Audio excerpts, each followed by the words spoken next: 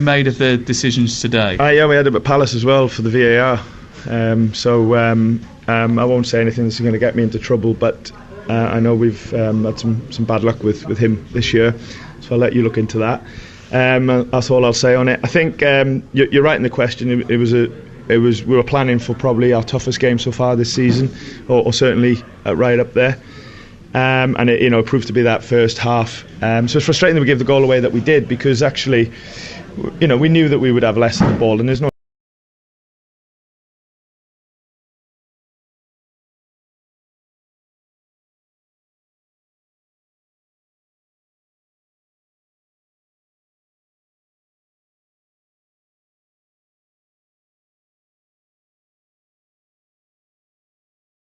Jorginho for Partey, Moreno for Rice, who's on the bench, Calafiore back from injured for White, who after minor knee surgery is going to be out until the new year.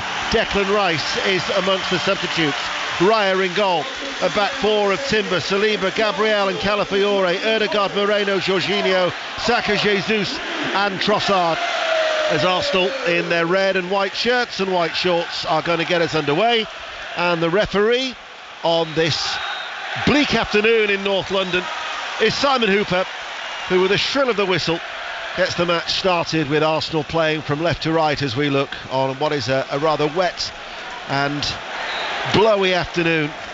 But what must not happen from Arsenal's point of view is to be blown off course completely for the title.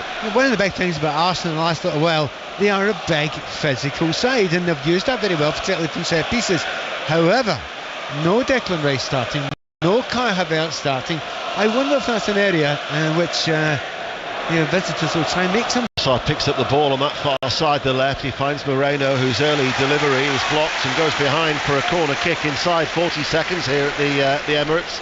Trossard himself actually was a little bit of a doubt coming into this game, bit of a hamstring tweak during his time with Belgium, but fit enough because Arsenal have got a busy schedule coming up. They're away to Sporting. They travel to Lisbon at the start of next week for the Champions League. Goes without saying, you'll hear that commentary on BBC Radio 5 Live. 3 successive nights of European action to look forward to, starting from Tuesday. Very interesting tactically. Forest are not marking any Arsenal players in the box, purely set up in a zonal sort of way. Very intriguing. And then a cluster of red and white shirts gather from the far post. In they go. It's aimed towards Moreno, the Spanish international, as the ball goes back out towards that left-hand side. Trossard then rolls it short. This is Jesus looking for a shooting opportunity, chips the ball. Aina was tucked in, heads it out, only as far as Saka. He scuffed at it. Trossard had a go, then tried the back heel, and the flag's up on this near side.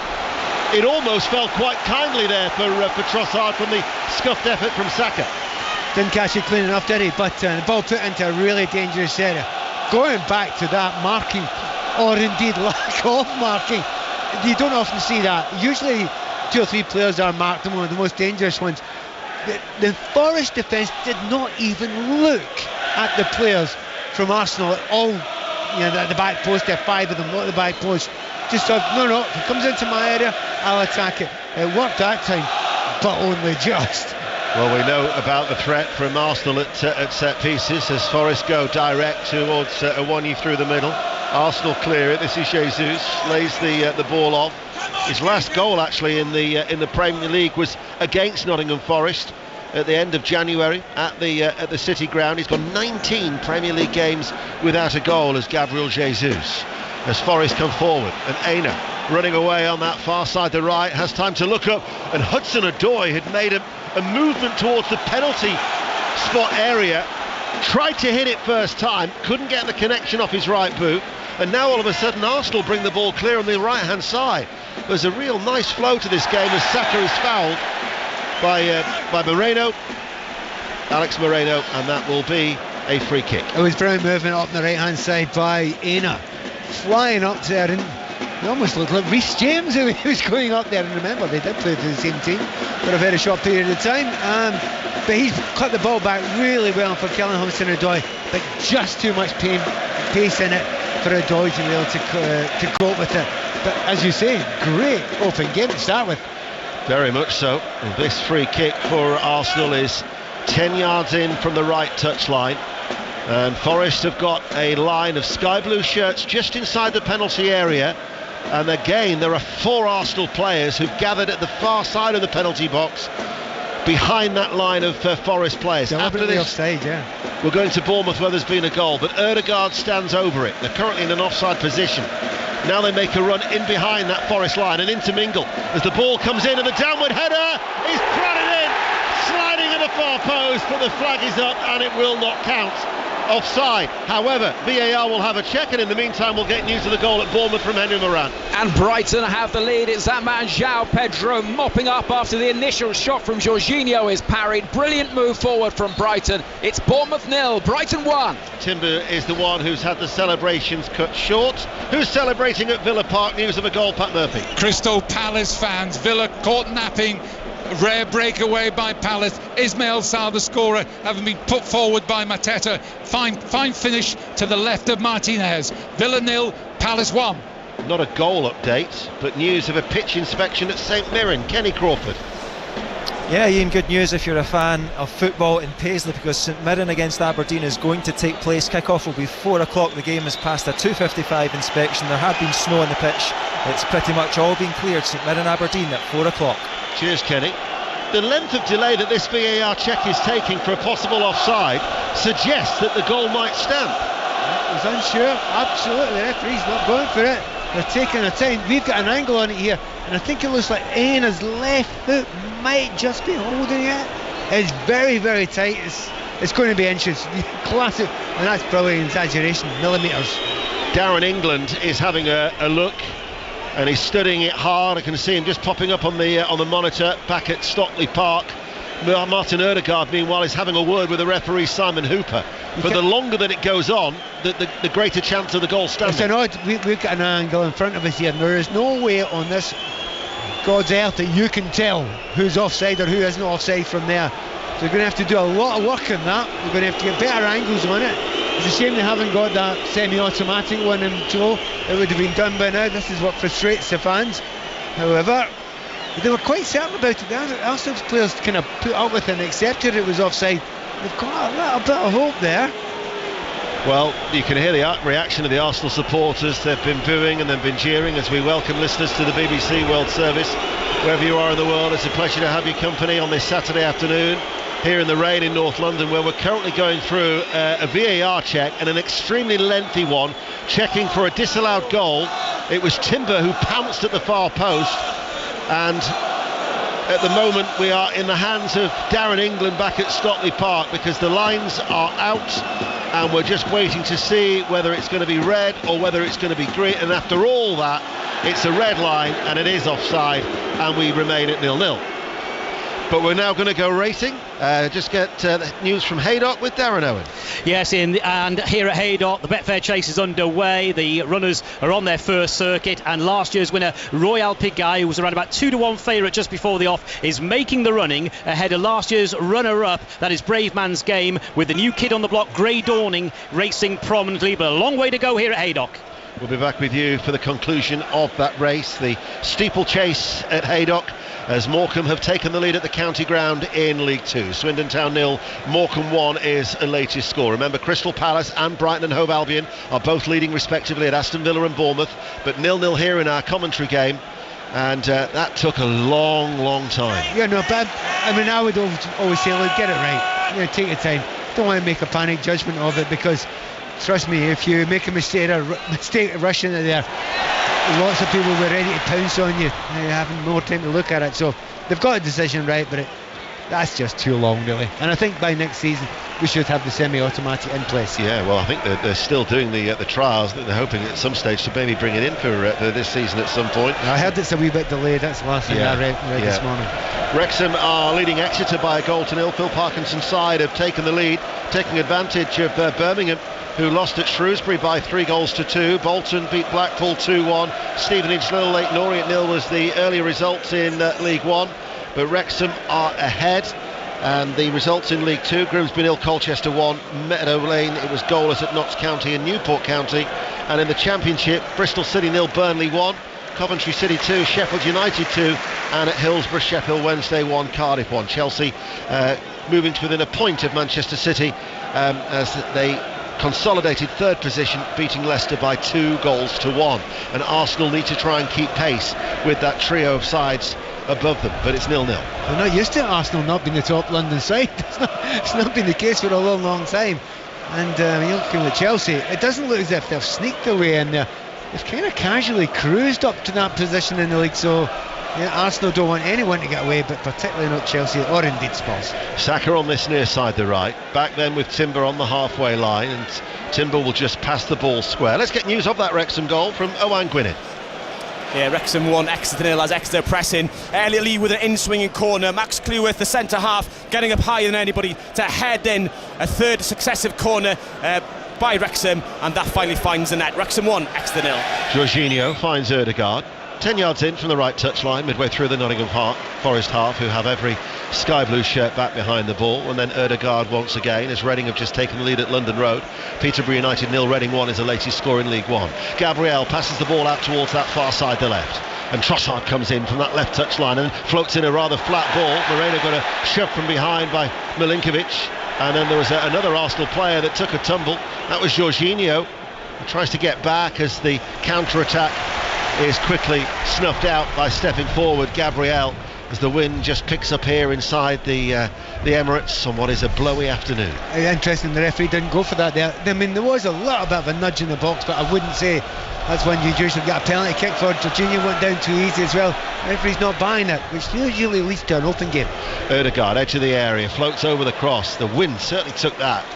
It was a floated ball forward, headed away by Aina, and the ball put out of play for a Arsenal throw. Goal at Millwall, Paul Scott. 11 minutes gone, it's Millwall 0, Sunderland 1. A free kick from the left wasn't dealt with by the Lions. It was headed out towards the edge of the area, where it was met by a wonderful volley from Aaron Connolly. It is Millwall 0, Sunderland 1. They're flying. Régis Lebris is certainly getting things moving for Sunderland going into that game. Unbeaten in 8 at the top of the Championship and leading there at Millwall. As a break is on for Nottingham Forest, and Elanga picks up the ball on that far side, the right, and now runs at Gabriel, who backpedals, and then Calafiore just coming back, just took it away off his toes and into the feet of Raya. We're going to go racing now, and Darren Owen. So they turn into the straight-forward jump in the Betfair Chase, and last year's winner Royal Pagaille has made every yard of the running so far. So they're at the fourth last fence. Royal Pagaille leads and makes a mistake, his first mistake of the race. Now Grey Dawning and Gold Tweet are both travelling really well. Grey Dawning made a mistake down the far side, but Grey Dawning now bearing down on Royal Pagaille with 3 fences left to jump in the Betfair Chase. This is the last of the open ditches. Big jump there from Royal Pagaille. Grey Dawning in second. French Raider is in third. That is Gold Tweet, has run a really big race. Brave Man's Game has dropped behind these. Now is under pressure, and all the others are toiling. Second last fence, and it is Royal Pagaille from Grey Dawning, and the front two now are going about 5 lengths clear of Gold Tweet in third. Brave Man's Game is in fourth place. It's Royal Pagaille from Grey Dawning, and Grey Dawning now hits the front narrowly at the final fence. Grey Dawning is over the last and goes about a length and a half up. Royal Pagaille is trying to come back at Grey Dawning. They've got 100 yards left to go, and Royal Pagaille is coming back. It's a slow motion finish in the soft ground, and Royal Pagaille has now reclaimed the advantage, and Royal Pagaille wins the Betfair Chase for the second time. Great training performance from Venetia Williams. Royal Pagaille wins in the hands of Charlie Deutsch. Second place was Grey Dawning, third Brave Man's Game, and fourth Gold Tweet. The favourite Royal Pagaille has won the Betfair Chase at Haydock. Thanks, Darren. Still 0-0 here at the Emirates. Saka with a cross from the right-hand side off the head of Jesus. That'll go behind for a goal kick. But there has been a goal in one of our other featured games. It's at the Hawthorns in the Championship. Mas Faruqi. And it's come from a corner for West Brom. Lashed in set-piece routine from Mason Holgate. Really executed very nicely by West Brom. West Brom 1, Norwich City 0. Norwich have lost their last 3 in the Championship. Pat Nevin. Yeah, Arsenal are controlling most of this game at the moment, and they've got good possession in the midfield. What is noticeable though, like Jorginho, they're letting Jorginho get in the ball, then trying to close him down, trying to break off him. It's as if Forest feel as if Jorginho's not been playing that many games, maybe a bit rusty. So if they get a chance, get him isolated and really crush him, get a lot bit of pressure on him. They've done that a couple of times, and it's led to half chances and breaks. Huddersfield Town lead Charlton Athletic by a goal to 0 in League One, and at Sinsel Bank there's also been a goal. Shojo Saka. Lincoln 1, the league leaders Wickham 0. Lovely move by Lincoln City across from the right, and it was Tendai Darikwa falling over but volleying into the corner. Lincoln 1, Wickham 0. Birmingham's 7-match unbeaten run came to an end, and Wickham's unbeaten match run could be also coming to an end, as here is Ødegaard. First time shot left-footed on the edge of the area, played back by Jorginho to Saka. On the right-hand side of the penalty box, finds Ødegaard once again, nicks a delightful ball but is through towards Saka, running across goal and getting the shot away. Super finish by Bukayo Saka. He kept running, he waited for the opening and then left-footed, fired the ball past Sales. Ødegaard fouled him. That's the creativity that they've been missing with Ødegaard's recent absence, but a thunderous finish from Saka. Arsenal 1-0. Well, two international class players linking up and working together. As you say, the little sneak ball in there by Ødegaard was phenomenal. Looks as if he was off balance completely, but he flicked it through, got to Saka. But both him and Saka, they're never out of the play. Just keep themselves alive, aware to. He goes across the box. He looks as if he's gone too far, Saka, doesn't he? You think he's going to put it in, curl it into that back corner, but he comes back across himself. What a finish. You're going to enjoy that match of the day tonight. In the end, it was, he must have run 6 yards inside that penalty area. He kept on going, and then managed to cut it back, didn't he, with a diagonal finish. Normally you would think, coming in for the right hand side on his left foot, he's going to curl it to that back post, but he keeps going and going and going, and then he has to cut it back into the near post. But the pace of it, keeper was ready to dive into the top corner. He was completely lost by that. Wrong footed, but getting nowhere near it anyway. 1-0, and yeah, Arsenal are deserving of it so far. So Arsenal are leading Nottingham Forest by a 0-0 here at the Emirates as the rain continues to sweep down. And Pat mentioned match of the day. It's on tonight, BBC One at 10:30. Let's get an update from Goodison Park then, John Bennett. Everton 0, Brentford 0. Everton made a really positive start though. Iliman and Jai dancing into the box, sporting a good save. Then an even better save by Mark Flecken to deny Dominic Calvert-Lewin. Everton 0, Brentford 0. Arsenal coming back to the home comforts here at the Emirates after 4 successive away games, and they are unbeaten here in their last 11 since Aston Villa triumphed back in April. We mentioned before about Forest's dreadful record when they've been travelling to this part of North London, whether it be Highbury or indeed the Emirates, and they are 1-0 down. Their last win was back in 1989. But Ødegaard picks up the ball on this near side, the right. Arsenal playing from left to right. Jorginho finds Saka right corner, challenged by Moreno, the Forest defender, but it runs out of play for a throw. You just want to get the ball to this right hand side all the time. Nothing against the left hand side of Arsenal, but when you've got Ødegaard in this sort of form and Saka working together with him, they are fabulous to watch. They don't look at each other, do they? They don't need to. They know exactly where each other's going to go. That little ball as to from the throw, Saka is onto this, into the penalty area right hand side from Ødegaard. It was just perfectly just threaded through. You know, it's those classic ones when you play those little, you know, rotunda things where you're passing the ball around them, you've got two players in the middle, and you know, the little flicks and tricks. Most players don't bring them onto the game. Those two do it all the time. So absolutely brilliant little bit to play there. Missed 12 games with that ankle injury as the ball is clipped into the box for Jesus, headed away by James Ward-Prowse. Aina though is barged off the ball by Trossard, has to concede the throw, and Arsenal want to take it quickly on that far side as they lead by a 0-0. As we go to Craven Cottage, Katie Smith. It's been pretty end-to-end. Fulham starting to assert themselves now. Lovely move down the left-hand side, finishing with Jimenez hitting the crossbar. 0-0. Brighton are still leading at Bournemouth. Aston Villa 0, Crystal Palace 1 is still the latest score at Villa Park. And remember, there were no goals at Goodison between Everton and Brentford. Calafiore back in the Arsenal side, plays the ball to Saliba, stands still inside the centre circle, and then Gabriel is the one who will pass it back out to that far side, the left for Trossard, midway through the Forest half. Here there is Ødegaard, once again heavily involved, another forward ball. Calafiore lays it off towards Trossard, plays it back towards Ødegaard, goes his way into the penalty box, looks for Saka, and the ball there, and it goes out and cannons behind with a ricochet for a goal kick as we go back to Bournemouth and Henry Moran. Still Bournemouth 0, Brighton 1, but Bournemouth playing nicely here, creating a chance chance through Kluivert, slammed into the ground. A flying Verbruggen catches it to his right. Still Bournemouth 0, Brighton 1. Party time for Ødegaard, doesn't it? He's getting so much space there. He's playing basically wherever he wants to play, and he's got a striker in front of him most of the time, usually Jesus up there. But because he's coming from that midfield, and he's running off both of the players. I mean, Ward-Prowse is actually playing a wee bit deeper. I like him a little bit further up the field, but he's not been following Ødegaard. And Ødegaard, he's got loads of space, but usually he only needs a yard. At the moment, he's got 10 yards whenever he wants it.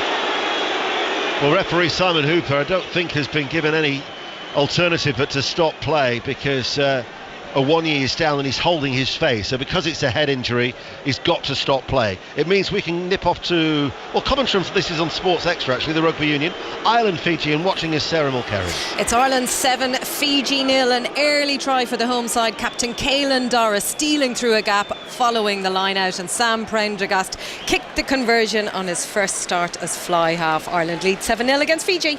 Before I forget, Chris Wood being on the bench has done me no favours with Tony Livesey and Fact of the Day on 5 Live Drive, so bear with, because Chris Wood at 13 was 6 foot, the same height as the TV star Miranda, would you believe? And I thought I'd better do that before I forget and get myself into Tony Livesey's bad books. As the ball is played forward into the penalty area, Jesus makes the run in behind Milinkovic, pulls it back now, cross comes in from the left-hand side by Moreno, flags up on this near side. But another flowing move. They're causing Forest problems. Yeah, honestly, if you get another goal now, if you're Arsenal, suddenly the game gets staggeringly easy, because they've got enough space as it is. But if you get 2 goals ahead, you can completely relax into it and it'll draw Forest out. Dangerous moments here for Forest. We've had a goal here, we've had a goal at Bournemouth, we've had a goal at Aston Villa. It remains goalless at Goodison, but no longer at Craven Cottage. Katie Smith. And it's gone to the home side. Fulham 1, Wolves 0. Lovely bit of build-up play. It had been coming and then falls to the feet of Alex Iwobi just outside the area, right-hand side. And lovely finish, whips it into the top left-hand corner, 1-0. Thank you, Casey. Ball cleared long by Nottingham Forest, looking for an equaliser. Calafiore, though, tidies that up back towards Raya. In the persistent rain, Calafiore, the left-back, forward to Mikel Moreno, who comes under pressure, but manages to get away from 2 Forest players. Trossard helping out, and then chips the ball back, actually, to the edge of his own penalty area for Saliba. Crawley Town have taken the lead at home to Rotherham United in League One. Calafiore now, as he often so does when he plays as that left back, comes into a central inverted role, then passes it out to the left touchline for Trossard, who'll carry the ball forward midway through the Forest half on that far side. Saliba's forward ball. Ødegaard passes the ball back to Timber. Norwich City have got an equaliser. Incidentally at West Brom, Saka gets away with ease from Moreno, runs forward now, pulls it back. Here is Ødegaard. Ødegaard didn't really strike it cleanly enough, and Forest were able to get the ball away. Let's get news of that goal at the Hawthorns, Maz. Really nice team move, finished by Emiliano Marcondes. West Brom 1, Norwich 1 now. Had he struck that cleanly, as here is Trossard making his way into the penalty area, but never in full control of the ball, and Murillo clears, that could easily have been a second goal. Probably should have been a second goal. Unusual for him, he was off balance when he actually took the shot, but it's the ease in which they're getting through, particularly in this right-hand side. But that piece of play by Saka, that was old school wing play, wasn't it? Very old school. Just dummies the player, leaves him completely in his wake, and he's always got his head up when he's going to the byline there, and that's the problem. Arsenal are getting to the byline too easily for Forest just now.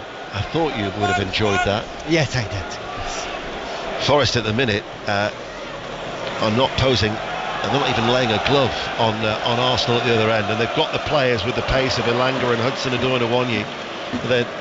They can't get a foothold in the game, it would seem. Yeah, the game before us, we watched Chelsea, they were 1-0 for a long time. But it wasn't until the second goal goes in that you can relax, and that's exactly the same with Arsenal. At the moment they look relaxed, but this thing can change at any time, because you know that Forest are a good breaking side. Mikel Moreno loses the ball. Now Elanga, let's see if they can break Forest on that far side, the right, runs forward. Jesus coming across, as was Jorginho, and then he's adjudged to have fouled him, and he might get a yellow card here. Jorginho, Simon Hooper's reaching for the book, and there is the yellow, and the Arsenal midfielder is shown the first yellow card of the afternoon, 23 minutes in. Long way for us. Now, there's no way that Jorginho was going to catch him anyway with his pace, right? But I was watching it and I'm thinking, Langer looked as if he was down before Jorginho actually reached him. It's one of those ones. We've actually got another angle on it here, so I've not only not a yellow card, I'm not giving that as a foul. Well, it's a free kick as a result for Nottingham Forest, and it's on that far side, the right. They're playing from right to left as we look high up here from our commentary position at the Emirates, almost in line with the halfway line. We're just fractionally right of that halfway line, but midway through the Arsenal half, Forest have got Ward-Prowse standing over it. The other player is going to be, it's Moreno who's looking to stand over that as well.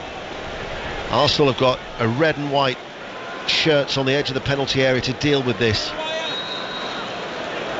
as it is going to be Ward-Prowse to take it, right-footed, wraps his foot around it, goes a long way, and Malinka, no, it was Yates with a header over the top and out for a goal kick. So we will go to Oxford United in the Championship. Chris Coles. Oxford lead at home to Middlesbrough. Greg Lee with the goal. A corner not dealt with by Borough. Lee 6 yards out, smashed it home. Oxford 1, Middlesbrough 0. Preston North End, without a win in 6, have taken the lead at Deepdale against Derby County 1-0. Also in the Championship, Queen's Park Rangers, without a win in 12, have fallen behind at home to Stoke City. And Tom Cannon, who's having such a prolific season, has scored there for Stoke City. QPR 0, Stoke City 1. And Reading have got a second goal at Peterborough United. Peterborough 0, Reading 2. Arsenal lead here by a goal to 0. You're listening to BBC Radio 5 Live, also available on the BBC Sounds app as well as the World Service. Saka into Jesus, lays it back to Jorginho. Saka, Jesus once again, right hand side, right corner of the area, links up with Ødegaard. Lovely football, super team goal. If this was to go in the back of the net, Jorginho keeps it alive, and then the effort from a falling backwards Jesus is just wide of the right hand post, but that was lovely on the eye from Arsenal, who lead 1-0 in the kindest possible way. It's a throwback of Arsenal of many years ago, when people used to say, oh, they tried to score the perfect goal, they tried to walk into the net, but when it works, it looks fabulous. And that was a piece of beauty there. The 1-2s, understanding of each other, and it absolutely deserved not only a goal, that deserved goal of the month had it gone in. Yeah, as it was Jesus who just tried to curl it, falling away after shooting right-footed that was just off target, probably by, I would say, a foot wide of the right-hand post, as the rain intensifies, as we'll get another update in the rugby with Sarah Mulkerrin. It's Ireland 7, Fiji 0. Discipline has been an issue though for this Ireland side, and they've just had their young fly half Sam Prendergast sent off in the first couple of minutes, a late shoulder into Salawa, so they're down to 14, but they lead 7 points to 0. And Wrexham have got a second goal as they lead Exeter now 2-0. Incidentally, Wales South Africa will follow Ireland Fiji on Sports Extra at 20-6. But here we are in the Premier League, and Arsenal are 1-0 up, and we're approaching the half hour. Very intriguing, actually. We were talking beforehand about Havertz not being playing today, Declan Rice too, arguably the most important players of the team, certainly going forward alongside Saka, but it's all on Ødegaard and all on Saka today. Everything's going through them, and at this point in time it looks like a very good decision. Saka plays it back to Ødegaard, and then Arsenal will work the ball across their defence, and then Gabriel hits a searching ball out towards Trossard, who, well, he does it ever so well to keep the ball in play. In fact, no, he didn't. It went out for a throw. Owen Gwynedd has news of that second Wrexham goal. Yeah, Ollie Palmer with the goal, his third of the season. A picture ball from the right hand side from Ryan Barnett, his 6th assist this season. Palmer there in the centre of the box, heads it in. Wrexham 2, Exeter 0. Thank you, Owen. I notice that the Prime Minister, Keir Starmer, is here, fresh from being in Rio. Well, at least he's come to the important place. The weather is somewhat different, one would imagine, here to what he's had in Rio de Janeiro. 28 minutes in, Arsenal lead by a goal to 0. Forward ball to Ødegaard, quickly takes it out of his feet, then out towards Saka on this near side, the right. Saka passes the ball towards Mikel Moreno. Here is Timber, offside. Oh, I'm not so sure about flag that. has been triggered. Well, I mean, the assistant referee's given that a few times, throwing out his flag, and once Sanchez there again there, and it's one of those where it's millimetres offside. If it is offside, you've got to let them play out, I think. But we shall see if he keeps on doing that, because Arsenal get a bit frustrated, because it was another really beautiful looking move there from Arsenal. Here is Matt Sells, the Belgian goalkeeper. Where are we going to go next, I wonder, on 5 Live? It's John Bennett at Goodison Park. And it's Everton 0, Brentford 0. Everton will be really disappointed not to be ahead. Yet another chance. Dominic Calvert-Lewin free on the right-hand side. An angled shot saved by Flecken. 0-0. And now Pat Murphy at Villa Park. Still 1-0 to Palace, but close call just now for them. Watkins on the breakaway, right foot shot, brilliant low save to his right by the keeper Henderson. Villa 0, Palace 1. Arsenal have the ball at the back here. We'll go to Bournemouth. Henry Moran. Bournemouth 0, Brighton 1, but Bournemouth growing into this. Evan Nielsen galloping the length of the Brighton half, forcing a good save from Verbrugge, and remains Bournemouth 0, Brighton 1. Remember, after Sports Report, we'll bring you the results and the reaction. We've got commentary at 5:30. Alistair Bruce Ball and Paul Robinson will bring you the second commentary of our 4 that we have over the weekend. Manchester City against Tottenham from the Etihad. Arsenal lead by a goal to 0. Raya passes the ball forward to Saliba. Yates goes to approach him. Saliba passes the ball square to Timber, playing as a right back. Almost just showed a glimpse of the ball there to Hudson-Odoi, who's snapping away at his heels, fouls him. Part of the problem that Forest have got just now, very little been able to see a Hudson-Odoi, but as a winger, you can't do it if you ain't got the ball, and certainly if you're not got the ball in the final third. Similar position for Olango over on the right hand side. When he's been on the ball, he's looked dangerous, but it's been so rare that he's managed to get a good ball in the final third. Trossard wriggles free from that left touchline. Now Arsenal switch it to this near side, the right for Saka. Moreno back pedals. Saka passes the ball to Ødegaard, just tries to roll away from Dominguez. Now actually is facing the goal, looks for the return ball from Saka, that understanding that Pat Nevin was talking about. Derby County have equalised at Preston, incidentally, in the Championship. Preston 1, Derby 1. Arsenal given a free kick, taken quickly from inside their own half. Saliba, Jesus drops deep, then loses out to Dominguez, and in fact Jesus might have caught Dominguez there and is shown a yellow card. It's the second yellow that Arsenal have received, as there's been another goal at Craven Cottage. Katie Smith. And it has silenced the fans here. It is Fulham 1, Wolves 1, and as simple as you like for Wolves. They had been building nicely outside the edge of the area. This time it was a long ball over the top to Mateus Cunha. Lovely finish, 1-1. Just caught him, and Dominguez has actually stayed down. Do you know what? It's one of those ones where, normally I would be comfortable saying either he did or didn't mean that. I've had to watch it 2 or 3 times, and I'm going with the referee now. I think he knew what he was doing. He'd lost the ball. He'd had a little look over his shoulder. Jesus knew he was going to lose the ball if he wasn't quick enough, but made sure his foot was left in there. He pleads his innocence, of course, but I think the referee got that one right.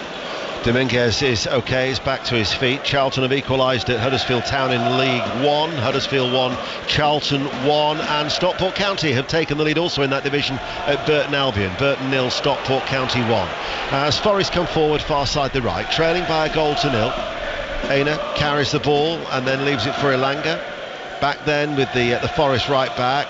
Ward-Prowse has actually made a run to the edge of the area. Aina now comes in field to that vicinity. Hudson-Odoi has gone central with his back to goal, passes it to Murillo. Milinkovic now forward of the centre circle, and every Forest player is in the Arsenal half, and it's Murillo who sends over the cross, but they're missing that aerial presence of Wood, and nobody there. Yates beaten easily in the air, though Arsenal sloppily have given the ball away, and Forest have it once more. 13 minutes to go to the break. Teeming down now with rain here in North London, as Arsenal lead by a goal to 0. This is an Arsenal side that have dropped 14 points in their last 9 games, and as Pat said, until you get that second goal, only then can you start to breathe a little bit more easily. It does suddenly feel very slender. As soon as Nottingham Forest get the ball, they're not afraid to put players up front, and Aina's gone further up. He's right back there, but he's flying up and he looks like a winger just now. So when they get good comfortable possession, they'll get players in the box, so try and get it to the wide players to get the crosses in. There might not be many of them, but they might not need many chances. That's the familiar voice of Pat Nevin on 5 Live.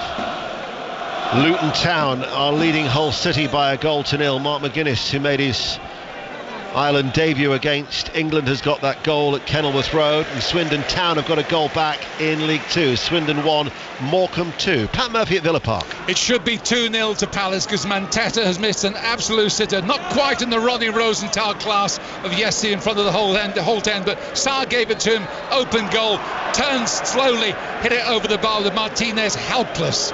Villa 0, Palace 1 still. I bet the Palace fans are singing "Can We Play You" every week, bearing in mind that they beat Aston Villa at the end of October away from home by 2-1 in the League Cup. As Forest have been awarded a free kick on this near side the left, playing from right to left as we look. Just come into it a little bit more as the second half has come on. I think the first 5 minutes it was, really impressed by Forest. I'm getting forward quite a lot, very open game. But since then, up until the last 2 or 3 minutes, it's been utter domination by Arsenal. But Forest expect that. Anyone can expect that coming here. However, now, the last couple of minutes, they're getting in positions, getting free kicks, and as we speak now, someone has gone down with an injury. So who it is. Yeah, there's going to be a stoppage in play here. I think it's Elanga who is down for Nottingham Forest, so the physio has been called for. I mentioned that Luton had taken the lead. Here's Aaron Paul. Luton 1, Hull City 0. Mark McGuinness at the back post with the volley back. Tees corner knocked on by a defender, and there was McGuinness to put the home side ahead. Luton 1, Hull 0. The last we heard, the League One leaders were behind. Another goal at Sincilbank. Shojo Saka. They are level, Ian. Lincoln 1, Wickham 1. Lincoln City will be very disappointed not being able to clear a ball in the box. It fell to Richard Kone. He's got his 11th goal of the season. It just touched the keeper on the way in. But Wickham are level. Lincoln 1, Wickham 1. He looks like he's been winded, Elanga. Yeah, it's a weird one to go down. You can't quite see where he was. Remember, much earlier on, he went over after Jorginho went in and nearly tackled him. I couldn't quite see what had happened there. We might actually get another little chance here. No, we're not getting a chance here. We're going to actually see the goal again. We've got an absolute joy to see it from Saka. But it's a shame if Elanga goes off because he has looked dangerous when he's got on the ball. Still a stoppage then as we cross to Oxford for a penalty with Chris Coles. To Middlesbrough, trailing Oxford United by 1-0. Emmanuel Latte-Lath has the ball on the spot, preparing to take this spot kick for Middlesbrough. Ben Doak won the penalty, caught late by Elliot Moore. Problem is, he's injured just behind the goal, so the referee's asking Ben Doak to move away so the penalty can be taken. Ian. Thank you, Chris. We've got the Elangas now off the field of play. Temporarily, Forest are down to 10 men as they've got this free kick, which is in a dangerous position as they trail by 1-0. They're all in sky blue. So we're looking away towards our left-hand side, and about 4 or 5 yards in from the left touchline, Ward-Prowse is going to take it. Right-footed. Murillo is up from the back. Milinkovic is in there, as is Yates. The left arm goes aloft. It's a right-footed ball, flicked on and flicked over, and a goal kick. But a goal at Villa Park, Pat Murphy. Equaliser, Villa, Ollie Watkins. McGinn did the hard work, lovely pass, beat the offside trap, can't finish. Villa 1, Palace 1. They don't deserve to be level. And I'm imagining, Chris, that penalty was converted by Emmanuel Latte-Lath. It was, very coolly indeed. Bottom right-hand corner, Jamie Cumming diving the wrong way. Deserved because Middlesbrough have been very good since falling behind. Middlesbrough 1, Oxford 1, Middlesbrough 1. Forward ball by Saka for Ødegaard. Murillo will cut that out. Charlton have had a player sent off, Greg Doherty. So they are currently drawing away 1-1 at Huddersfield Town, but they're down to 10 men as Awoniyi picks up a loose ball, plays it forward towards Elanga, and Raya, totally unruffled, scoops the ball up with ease on the edge of his penalty area. Yeah, but there is a concern if you're Calafiore there, the pace he's up against in Elanga, it's quite scary, but they managed to deal with it well. In a moment, I'll have a wee word about Ben Doak, who we mentioned earlier on. He's having an excellent loan spell, isn't he? Wow, just wow. Talking about fast players, Liverpool, you have got a joy to enjoy when he comes back on loan. He is phenomenal. And he certainly did well for Scotland in Poland, which I would imagine that you had mentioned too. Oh yes, I think so. No, very, very special. Talk to people who are quick in football.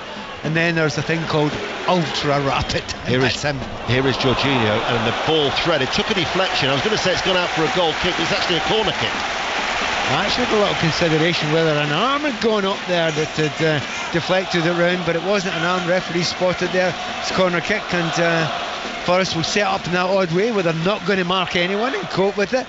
They believe in the height that they've got in there, and with the likes of Yates, generally they're okay. but the quality you're getting in from Saka when he gets that ball right and it goes to the back post. Do you know what I would do just now as you watch it? You look at all the Arsenal players, they're all at the back post, then they run forward. Why bother? Yeah. Just wait there. And if you're not getting marked, you get the ball and you win the ball at the back post. So if it was me and I was Saka, that's what I'd be aiming at. Saka's taken his time to take this corner kick. Before he did, he had a conversation with Gabriel and Ødegaard. Ødegaard was having some sort of instructions from the bench from Nicholas Jover, the set-piece coach. It's a stuttering run-up from Saka to take the corner. In it comes now, left-footed. Murillo, though, heads it away with ease inside that 6-yard area. But Forest had everybody back, and Jorginho is the first player to come onto that ball midway through the Forest half, out towards that left-hand side. And now Jorginho once again. Back it goes to Calafiore. Into the centre circle. Now he finds Ødegaard, very, very deep. Saliba out towards Saka.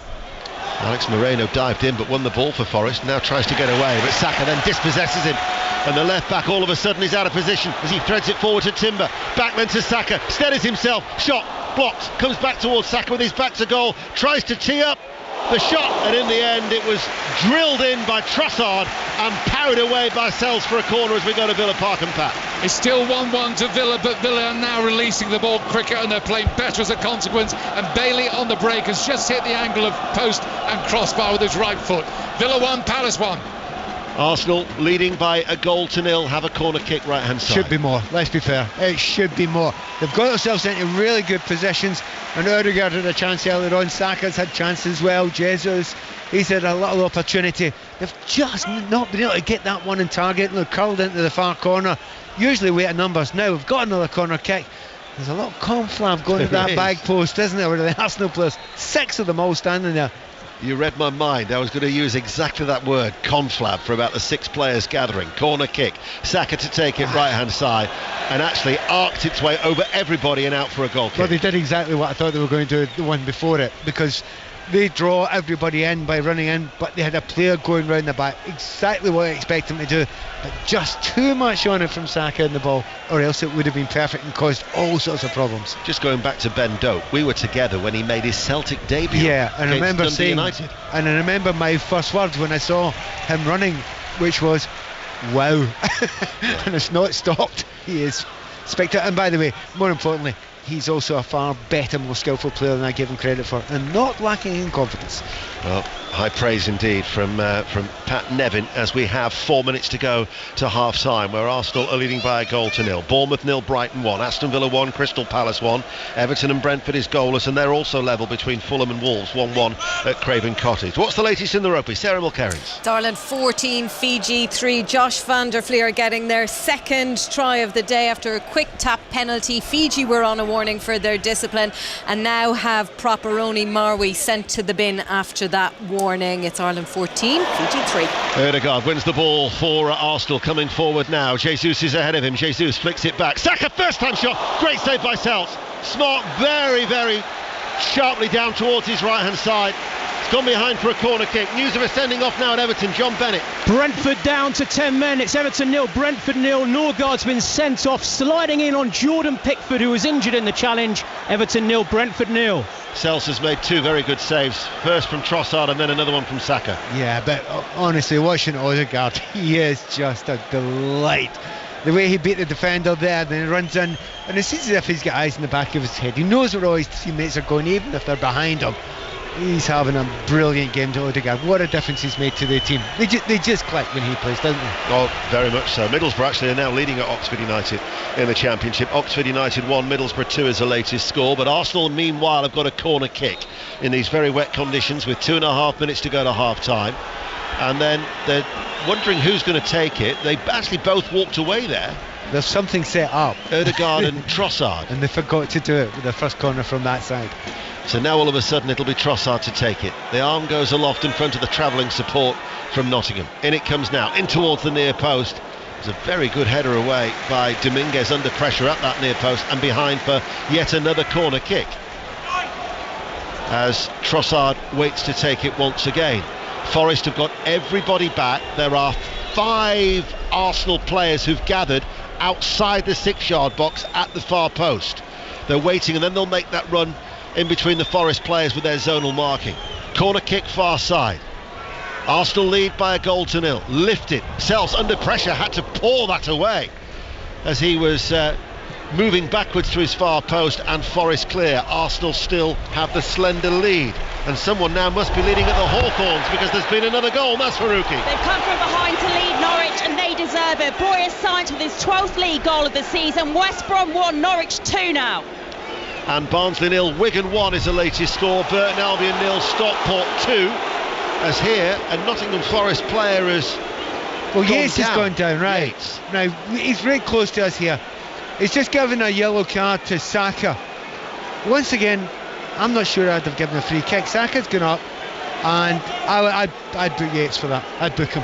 I'd take it back and book him for that. He's holding his head and he's rolling about. I don't think his head's touched. And I think that's the absolute unacceptable side of football, that we stop games because people have got head injuries. See, if you pretend you've got a head injury, it's unacceptable. Absolutely unacceptable. So Yates is okay, he's back on his feet. Of course he's okay. And alright to continue. And he's incensed, Pat Nevin. Well, it's the one thing we shouldn't do in the game, because we've got a real problem with head injuries, and the problem we can have that in long term. The one thing that should never happen is people feign head injury. Penalty at Villa Park, Pat Murphy. It's to Aston Villa, it's 1-1, it's a disputed penalty, but more importantly, here is Yuri Tielemans, right foot against Dean Henderson.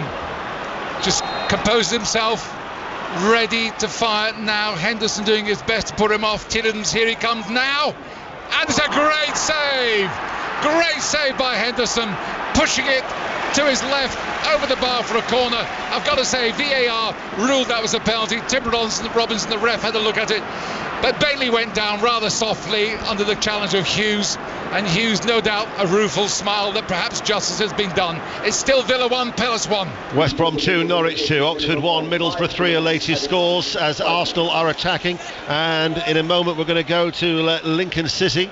As Arsenal, though, just wait and hold on to the ball. Here is Jorginho and Shojo Saka. Wickham have turned it around. They certainly have. Lincoln 1, Wickham 2. Dan Harvey with a lung-bursting run down the left wing, a pinpoint cross. Easy finish for Fred Onyedinma. Lincoln 1, Wickham 2. Arsenal leading by a goal to nil. And we're into 5 minutes of added on time here at the Emirates. Also available on the BBC Sounds app. As here is Saka, just in from the right touchline, waiting.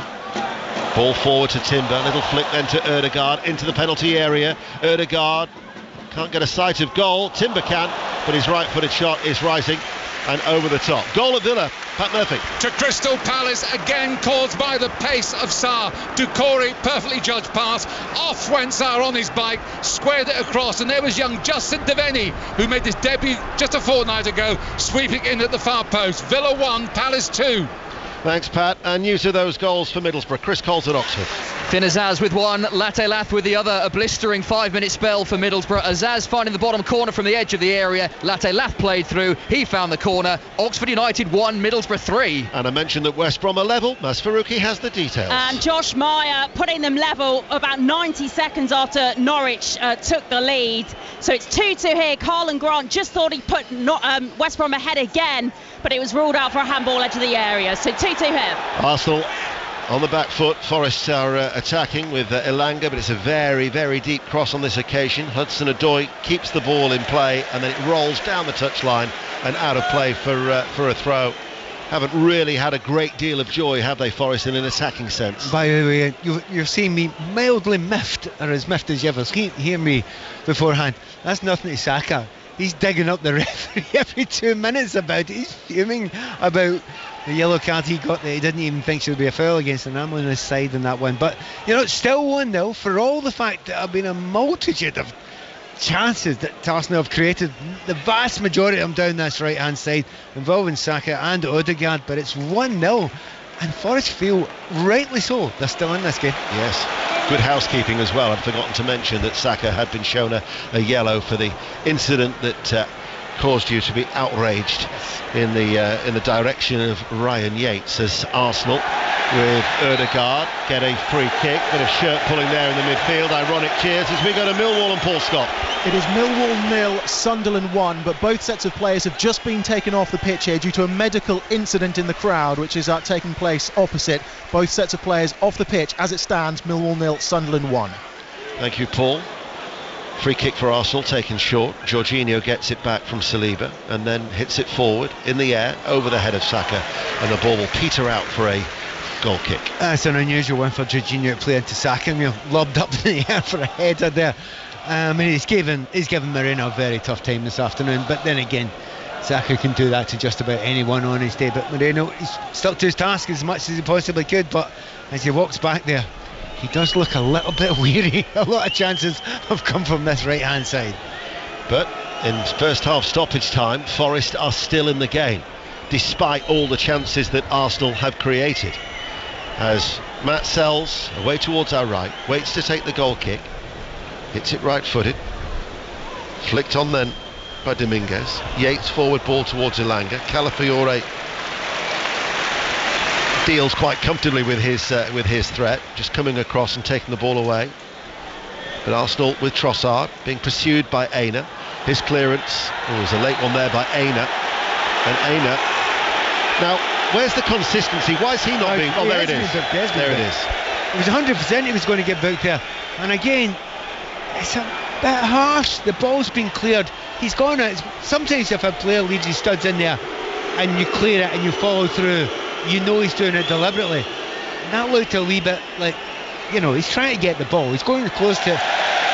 And I think that's again a little bit harsh there. The yellow cards come out a few times, and I'm not sure most of them. Saka didn't deserve his. Jorginho didn't deserve his. And I don't think Aina deserved his either. I think of the four that have been shown, the only one that you thought was the Jesus one, wasn't it? Yes, and it's one, and it's not 100% because you couldn't tell for sure. So tough calls to the referee, and I'll give you that. But in the end, I think the Arsenal fans, when you hear them just now, they're not happy with the referee, are they? They're disappointed with the amount of cards that have gone against them. However, they will be happy with the result so far. Yes, they are, because as the half-time whistle sounds, they lead by 1-0. Their only gripe might be that Arsenal are not leading by more with the chances that they've had, but Saka's fine left-footed finish is the difference between the two sides. Arsenal have been lovely to watch the vast majority of this game, and you hate picking players out, but you cannot ignore Ødegaard and Saka, particularly when they're playing together, which is all the time, because when they get the ball, they just look for each other all the time. They are a spectacular duo, and it's great to see them playing so well. They deserve to be 2-3 at least up at half time, and it would have allowed Arteta to keep other players rested on the bench. As it is, they can't take the foot off the gas yet. They need another goal. Half-time at the Emirates, Arsenal 1, Nottingham Forest 0. Yeah, whistles going up and down the land. Let's start with the half-time at Villa Park. Pat Murphy. Villa 1, Crystal Palace 2. They've never mastered Villa. He laid on the second goal for Devaney with a quick break, perfectly judged pass. Before that, Mateta missed a sitter when it was 0-1. Watkins made it 1-1, great pass from McGinn. Bailey then hit a post. Tielemans missed a penalty. Great save by Palace's keeper Henderson. A lot of action. Villa 1, Palace 2. So Palace heading out of the relegation zone as it stands, clearly with a long way to go. Half-time whistle's gone in the game between Bournemouth and Brighton. Henry Moran. Bournemouth 0, Brighton 1. João Pedro following up to tap in after Jorginho's effort was parried after 3 minutes. Brilliant sweeping move forward from Brighton. Bournemouth have largely dominated the following 48 minutes or so. Evan Nielsen's had a goal disallowed. Kluivert's forced a good save from Verbruggen. Really entertaining game this at the break. Bournemouth 0, Brighton 1. There's only one goalless game in the Premier League in the 3 o'clocks, but you've had a bit of drama, John Bennett. Yes, we have. Everton 0, Brentford 0. A big talking point. Brentford's Christian Norgard sent off, sliding in to try to score inside the 6-yard box after a header across the penalty area. His studs made contact with Jordan Pickford's knee. Long VAR check, red card. Thomas Frank furious. So a big opportunity for Everton. They should be ahead already. Calvert-Lewin, McNeil and Njai with good chances. Everton 0, 10-man Brentford 0. Craven Cottage next. Katie Smith. Fulham 1, Wolves 1. Fulham have been on top, opened the score scoring left-footed curler from Iwobi outside the area, then perhaps punished just slightly for letting that intensity drop off. Wolves showing some nice build-up round the edge of the box, but then it was a long ball from Lamina, finished off nicely, lofted finish from Cunha to level things up. What it does mean, Steve, is both sides here now have scored 11 games in a row. That's equaling a club record for Fulham, 1-1. Into the Championship, half-time at West Brom, Maz Faruqi. Norwich coming from behind to lead for about 90 seconds before West Brom made it 2-2 just before the break. It was West Brom who scored first. Mason Holgate with a bullet finish at the left post. Jack Stacey then bursting forward to feed in Emiliano Macondes for the Norwich equaliser. Norwich then going ahead with a goal which has now been credited as a West Brom own goal. Josh Meyer though making sure that lead didn't last long, and Carlin Grant then thought he'd scored a West Brom third, but that was ruled out for handball in the build-up. So it's been action-packed, 2-2. So both of the top scorers in the league on target, 12 for Borja Sainz, and Josh Maja moves on to 10 for the season. Half-time at the game between Oxford United and Middlesbrough. Chris Coles. A ruthless 8 minutes has Middlesbrough in control, coming from 1 down to lead 3-1. Oxford in front, Greg Lee smashing home from close range, and then the Middlesbrough quick-fire triple, an Emmanuel Latte-Lath penalty, won by the impressive Ben Doak. Finazaz finding the corner from the edge of the box. Latte-Lath again, converting a one-on-one. Oxford United 1, Middlesbrough 3. Middlesbrough heading into the playoff places as it stands. Half-time at Luton, Aaron Paul. Luton 1, Hull 0. Not the best of quality, Steve, but a Mark McGuinness volley separates the two sides. Hull have worked harder, but McGuinness held his run beautifully to sweep home in the back throws from Shandon Baptiste's corner to give Luton a crucial lead, being played out in horrible conditions. Luton 1, Hull 0. Yeah, they started the game in the relegation zone. If they do win, as they are winning, it would lift them all the way up to 16th place in the Championship table. There are more important things, of course. Are we still not playing at the Den, Paul Scott? Yeah, it is Millwall 0, Sunderland 1. Both sets of players are still off the pitch following a medical incident in the crowd. It happened in the 40th minute. The players initially stayed on the pitch, and then in the 45th minute, the referee sent them both back to the changing rooms. As of yet, they haven't re-emerged. On the pitch, Aaron Connolly's first goal for Sunderland does separate the two sides. I'd imagine when they come back onto the field of play, we will still have 5 minutes of the first half to play, but it is Millwall 0, Sunderland 1. Play still not underway. OK, Paul, thank you very much indeed. Other half-times in the Championship, Preston and Derby level at 1-1. Leeds United, Loney, Sam Greenwood with the goal for Preston. Queen's Park Rangers currently trailing Stoke City by a 1-0 at half-time. Tom Cannon, who's been in phenomenal form for Stoke, has got the only goal there. Into League One, Lincoln Wickham, Shojo Saka. Lincoln 1, Wickham 2. Lincoln took the lead through Tendai Darikwa, volleying home into the bottom left corner. Wickham then equalised through Richard Kone. Very nice way for him to celebrate signing a new contract this week. And then turnaround complete as Fred Onyedinma put Wickham in front just before half-time. Dan Harvey with a brilliant assist. Lincoln 1, Wickham 2. So that would take Wickham 4 points clear at the top of the table. Wrexham in second are doing what they can. Owain Gwynedd. Yeah, Wrexham 2, Exeter 0. The hosts have been good value for the lead. They made light of the best defence in the league. Both goals scored with headers. Max Cleworth with the first from Elliot Lee's corner. Ollie Palmer with his third of the season found himself unmarked in the box to make it 2. Wrexham on course for the 7th home win in 8. Wrexham 2, Exeter 0. So your full times from earlier in League One: Bolton 2, Blackpool 1, Shrewsbury 3, Birmingham 2. Big story that Shrewsbury in their first game under Gareth Ainsworth picking up a victory and lifting themselves off the bottom of the league. Burton Albion are bottom now, and they are trailing 2-0 at half-time to Stockport County. It's Barnsley 0, Wigan 1 at the break. Crawley League, Rotherham United by a 0-0. Charlton are down to 10 men and drawing 1-1 at Huddersfield. Mansfield 0, Bristol Rovers 0. It's also 0-0 in the game between Northampton and Cambridge United. Reading lead Peterborough by 2-0. Harvey Nibbs has got both of them. That is 5 goals in his last 3 games. Into League 2 then, Port Vale, the leaders, not playing. So Doncaster Rovers in second place. If they were to get a win today, they would move 2 points behind the leaders, but they're drawing 0-0 at half-time at Carlisle United. Other games going on, and remember, a lot are off. So AFC Wimbledon 0, Walsall 0, Chesterfield 0, Barrow 0. It's also 0-0 in the game between Gillingham and Harrogate, the only game with goals in. Swindon 1, 1, Morecambe 2. All the other games were off in that one. In the Scottish Premiership, live scores for you. St Johnstone 0, Kilmarnock 0, Ross County 0, Motherwell 0, and we're now underway at Ibrox. Gavin Wallace. We are indeed, Steve. Yes, obviously, well, 0-0 for starts, but do remember Dundee United had to arrive late because of the inclement weather coming down from Tayside. They did, though, Steve, take a little bit longer with the warm-up. We've only kicked off maybe 2 minutes ago or so. Referee Don Robertson had to go out, reminded Dundee United players to come in. They subsequently ignored them. He came back out. They did it again, and we've just got underway. So it is 0-0, 2 o'clock. And we'll be getting underway in 2 minutes' time in the delayed kick-off, St Mirren against Aberdeen, which starts at 4. In the Scottish Championship, the only game that's on is Ayr United 0, Dunfermline 0. In Scottish League 1, Montrose versus Annan is another delayed kick-off. All the other games are off, and every game is off in Scottish League 2. So let's jump back up into the National League again. Lots of games were off here. The matches at Halifax, AFC Fylde and Rochdale. Games that are going on at the moment.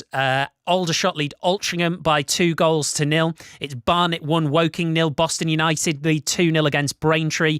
Eastleigh are 1-0 up against Wealdstone. The leaders Forest Green Rovers are winning as well, 1-0 at Southend. It's Maidenhead 0, Gateshead 2, Solihull Moors 1, Hartlepool United 2 under Lenny Lawrence. Back at the club, Tamworth 0, Dagenham and Redbridge 1, and York City, second place York City, lead Yeovil by 2-0, and Yeovil are down to 10 men. Let's go into the Autumn Nations Rugby at the Aviva Stadium, Ireland, Fiji. Sarah Mulcants. And it's Ireland 21, Fiji 3. The hosts have got their third try, this one from scrum half Cade Cracey, scoring in the corner after a maul from an Ireland line-out. Prendergast converted it. The discipline is really not good for Fiji. It's hurting them in defence. They're giving away penalties in key areas. Approaching half-time, it's Ireland 21, Fiji 3. Thank you, Sarah. There's live commentary right now on 5 Sports Extra. Then 5:40, Wales versus South Africa, also live on 5 Sports Extra. You are up to date. Let's get the news on 5 Live with Jill Mackenzie. The voice of the UK. This is BBC Radio 5 Live. Talks at the COP29 Climate Summit are on the verge of collapse. A group of developing countries has walked out of a meeting with the hosts, Azerbaijan. They say richer nations should contribute more money to help them deal with the effects of climate change. A man's died after a tree fell on his car in Hampshire this morning, although it's not clear if Storm Bert's high winds caused the tree to come down. There's been widespread disruption across the UK, with heavy snowfall in Scotland and northern and central England, and strong winds and heavy rain. Nearly 3,000 buildings are without power, and transport's been affected, with roads closed and trains cancelled. But as temperatures rise, there are concerns about flooding, with more than 100 alerts and warnings in place across Britain. 5 adults and 5 children have had to be rescued after a landslide near Llangollen. The Lebanese Health Ministry says at least 23 people have been killed and more than 70 injured in 2 Israeli airstrikes in Lebanon. The Israeli military says it's hit a number of Hezbollah-linked sites over the past 24 hours.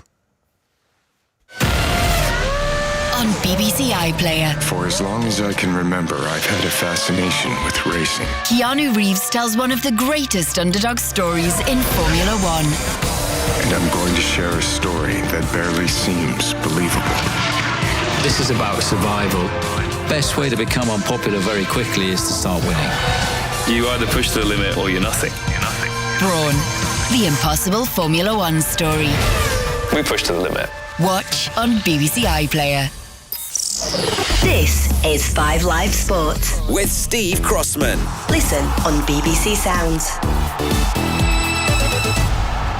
And we'll be back at the Emirates very shortly. Arsenal won, Nottingham Forest 0 in our commentary game. Astonishing stories just breaking, though, in the world of tennis. Let's bring in correspondent Russell Fuller.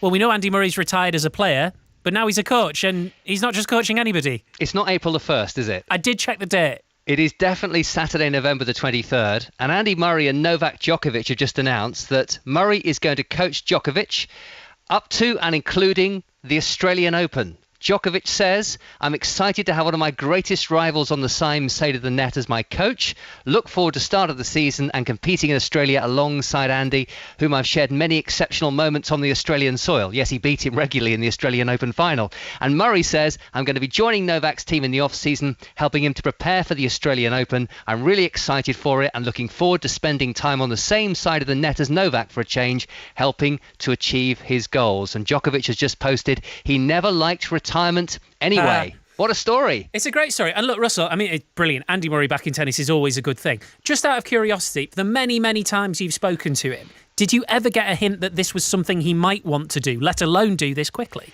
No, not with Novak Djokovic this quickly. I always thought he was going to spend a lot of time coaching players. I'm convinced he has a major successful career as a coach. And when you've achieved as much as Andy Murray has, then that role of the super coach that Ivan Lendl did so well for Murray becomes even more relevant. But I thought he'd have a little bit more of a break. Having said that, he has said before that he quite enjoys being at home with a family. In fact, he very much enjoys being at home with a family. But by the time it gets to Wednesday afternoon, he gets a little bit bored. So it's not a great surprise that he's thrown himself in so quickly. It's just that it's Djokovic, with whom he had a friendship initially when they were young, and then a great rivalry, always fabulous respect between the two.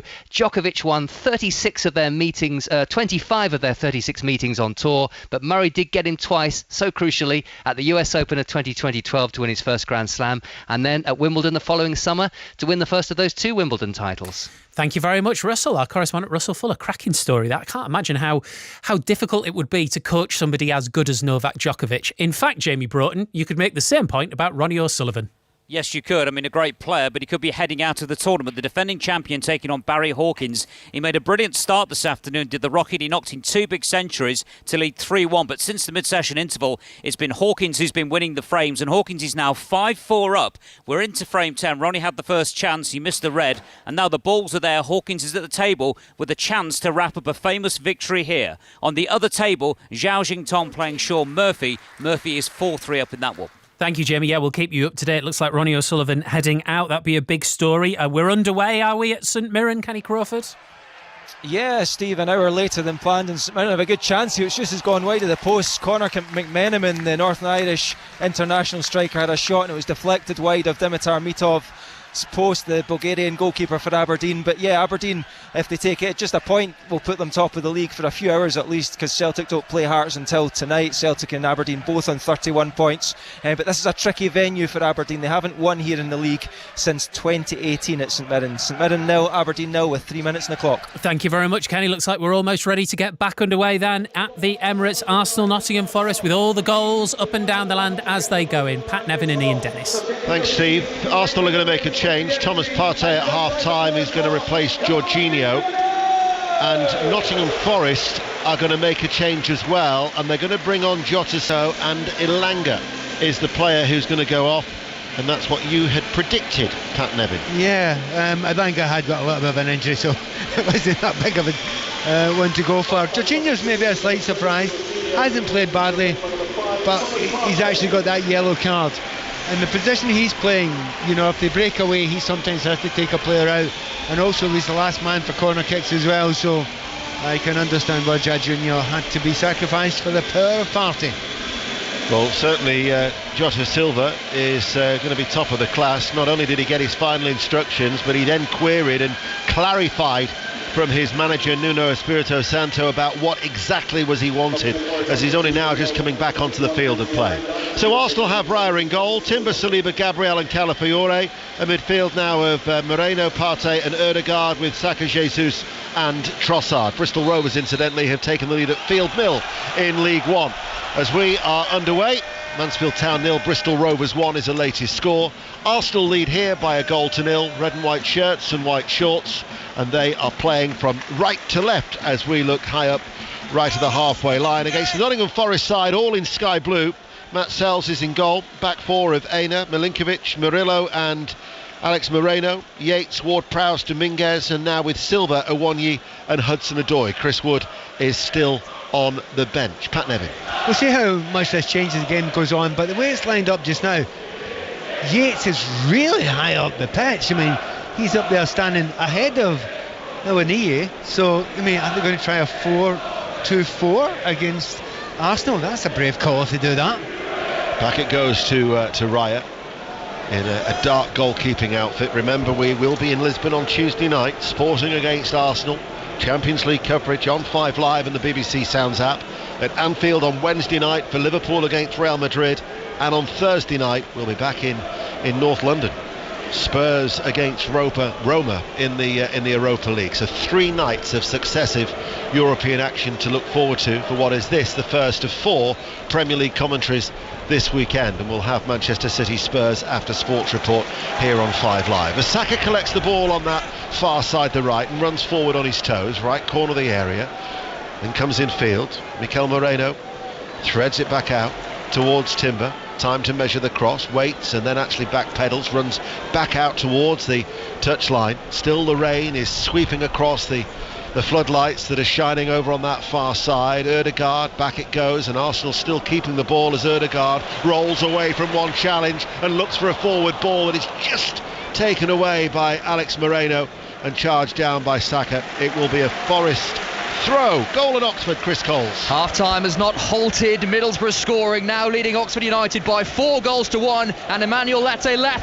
has a hat-trick, left-hand side of the area, left foot shot coming, beats it at the front post. Oxford 1, Middlesbrough 4. And if you are listening at home or just about to get home, don't forget you can also listen via your smart speaker. Simply say to your device, play Radio 5 Live. As Swindon Town 2, Morecambe 2 is the latest score in League 2. Pat Nevin. Yeah, just a few moments ago, Ødegaard got the ball with 2 players around him, and then seconds later he was free of both of them in so much space. And it's one of the guesses I like to make is what they're going to do, the analysis and match of the day tonight. Got to do Ødegaard, maybe Saka, but I suspect both. I would suspect too. Bournemouth, there's been a goal. Henry Moran. Bournemouth 0, Brighton 2. 3 minutes into the first half they've scored. They did it in the second as well. Fabulous ball through. Karen Matoma finishing low beyond Kepa. Bournemouth 0, Brighton 2. Now, I've got to say, Arsenal are looking to take a free kick. Was that the delaying of a restart when Jota throws the ball away? If so, why was it a yellow card? I think the referees probably had a little word with his mates in there and thought, I've been giving out yellow cards for pretty light-hearted things in that first half, so maybe he wants to keep it a little bit calmer because some changes have been made, I suspect, already with Jorginho, because the referee was giving the yellow cards out too easily. So maybe he's just trying to change the balance of it a wee bit. Here is Mikel Moreno, turns away from Ward-Prowse, forward ball towards Trossard, tried to play it back to this near side, the left for Calafiore. Jota Silva slips and gets a throw for Forest. Gillingham are leading Harrogate Town at Priestfield in League 2 by 1-0. You're up to date with the goals as they go in, but we'll get an update from Villa Park and Pat Murphy. It's still Villa 1, Crystal Palace 2, but 2 good chances for Villa in the first couple of minutes. Bailey, low cross, 6 yards out, no takers. Just now, Lacroix, a superb tackle on Watkins while he was about to shoot. Villa 1, Palace 2. Here are Forest, all in sky blue, on the halfway line with Dominguez. Back to Murillo, who really has been a model of consistency since he arrived at the City ground. The popular Brazilian. Forest supporters voted him Player of their Year last season. As Arsenal, the supporters just trying to raise the volume inside the Emirates. Half-time in the rugby, Sarah Mulkerrins. And on the stroke of half-time, Mac Hansen scored Ireland's 4th try of the game. They lead Fiji 28 points to 3. Caelan Doris, Josh van der Fleer and Craig Casey, the other scorers. Discipline, a real issue for Fiji. Caleb Muntz has kicked their only points at the break. It's Ireland 28, Fiji 3. Second half will be on Sports Extra. Wimbledon 0, Walsall 1 is the latest score in League 2. Forest have a throw on this near side, the right. They're attacking the end where their strong travelling support are housed in that far corner. But it's on this near side that Aina waits to take the throw, and he's pointing something out before he now launches the ball, looping into the penalty area, headed away by Calafiore. Ward-Prowse gets that away from Jesus. Ward-Prowse's forward ball. Jota Silva out towards Aina. Doesn't deliver the cross immediately. Trossard is back with him. Now he sends over a cross. An awkward one for Raya, who gathers it in at the second attempt. You know, I think you were subtly hinting at it 2 or 3 minutes ago of, yeah, it's been calm and comfortable, but if they don't get the second goal, Arsenal, there's going to be a nervousness that's going to come around this stadium. Already beginning to feel little bits of it just now. They really could do with the second goal now. Here is Ødegaard, who cuts the ball out towards the right corner of the area, towards Saka. Saka waits, pulls it back. Thomas Partey looks for a shooting opportunity, and he finds that shooting opportunity and some. Right-footed, Sells was at full stretch. It was perfectly placed. Arsenal back to winning ways, you would suspect now. They lead by 2-0. A beauty. Well, just got the words out there. They could do with getting that second goal now. She couldn't get the words out in time. Beautiful play once again up the right hand side. Obviously that was where it was going to come from. Saka goes, but the run off the play, they took two players out of position by Ødegaard. He doesn't touch the ball in that move, but he's one of the most important parts of that move. Drags the space there, leaves it to Partey on the 18-yard line, and when it comes to Partey there, he's got time to take a chance, take a touch, and just smashes it past the goalkeeper. We've seen two very, very good goals today. We certainly have. I mean, not only was it struck with power, but it was always curling away from the goalkeeper, wasn't it? Yeah, it's for keepers, it's like, it's a nightmare anyway, because it's curling away from them, but also it's coming through traffic as well. There's a couple of players in front of him, but again, underline the selflessness of the Ødegaard run. You won't notice it all the time, but he is developing space that people don't even understand.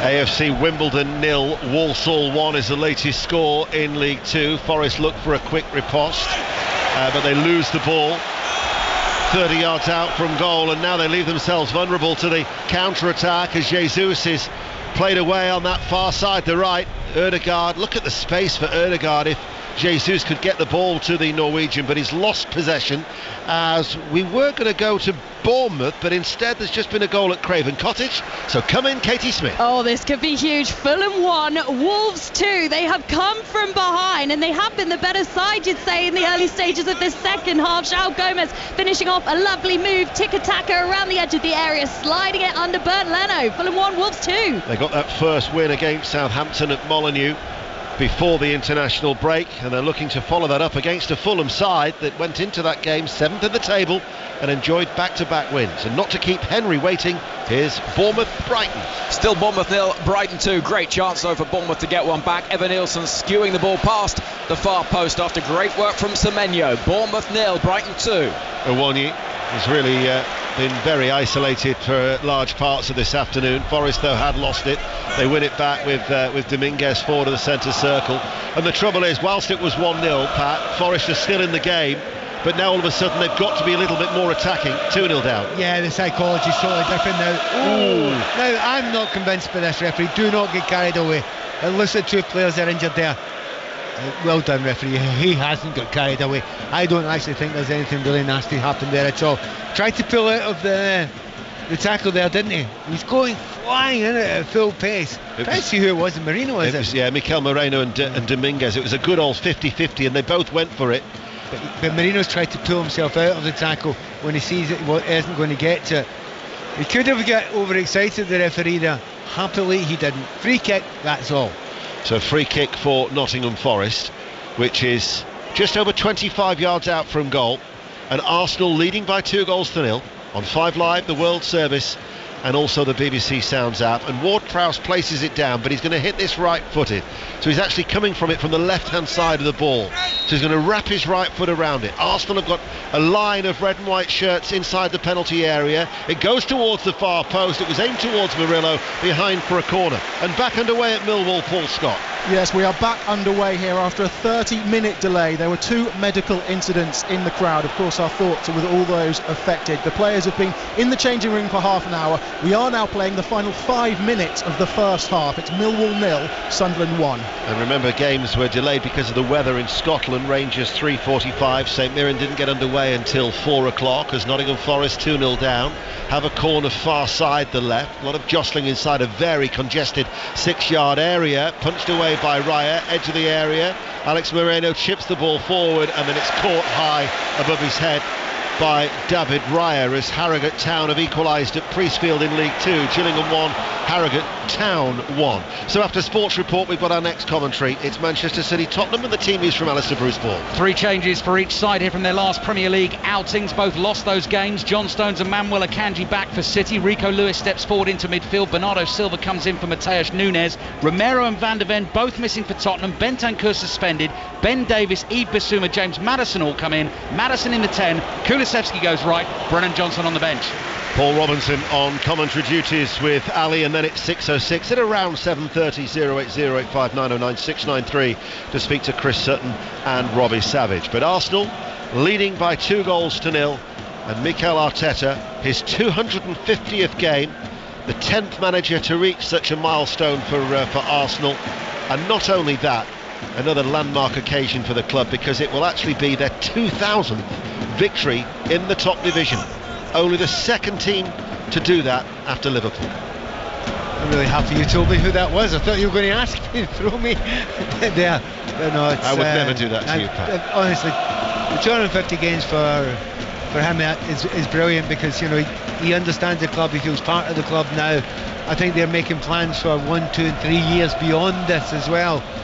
For me, he has been a little wobble recently, but there's no concern. He has been a super manager for Arsenal and could get better. He's approaching his 5th anniversary as well. 5 years here when he was appointed in 20th of December back in 2019 as Burton Albion 0, Stockport County 3 as the latest score in League 1. And a free kick to Arsenal as Mikel Moreno was fouled. One of the good things you like if you're a manager, you don't actually want to say it yourself, but you love it when other people say it, is you make a substitution and it works well. Party went quite well there, didn't it? Half time, 10 minutes after, whatever after he comes on, he goes and smashes one into the bottom corner. Great shot and great decision to make that change. Incidentally, it's his 7th goal for the club, and his previous 6 have all been in Arsenal victories. They lead by 2-0. Bournemouth 0, Brighton and Hove Albion 2. Elsewhere in the Premier League, Aston Villa 1, Crystal Palace 2. Everton and Brentford is still goalless, but Brentford are actually down to 10 men because Christian Norgard was sent off 4 minutes before half-time.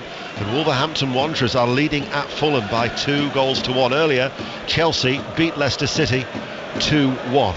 Here is Ødegaard in the centre circle, wrapping the ball with his left boot out towards Saka, who then miscontrols it. It somehow went in between his legs. There was an area of disbelief there from Bukayo Saka. Throw to Forest. Both of them are trying really hard not to laugh because it's so beneath Saka actually to miscontrol something like that.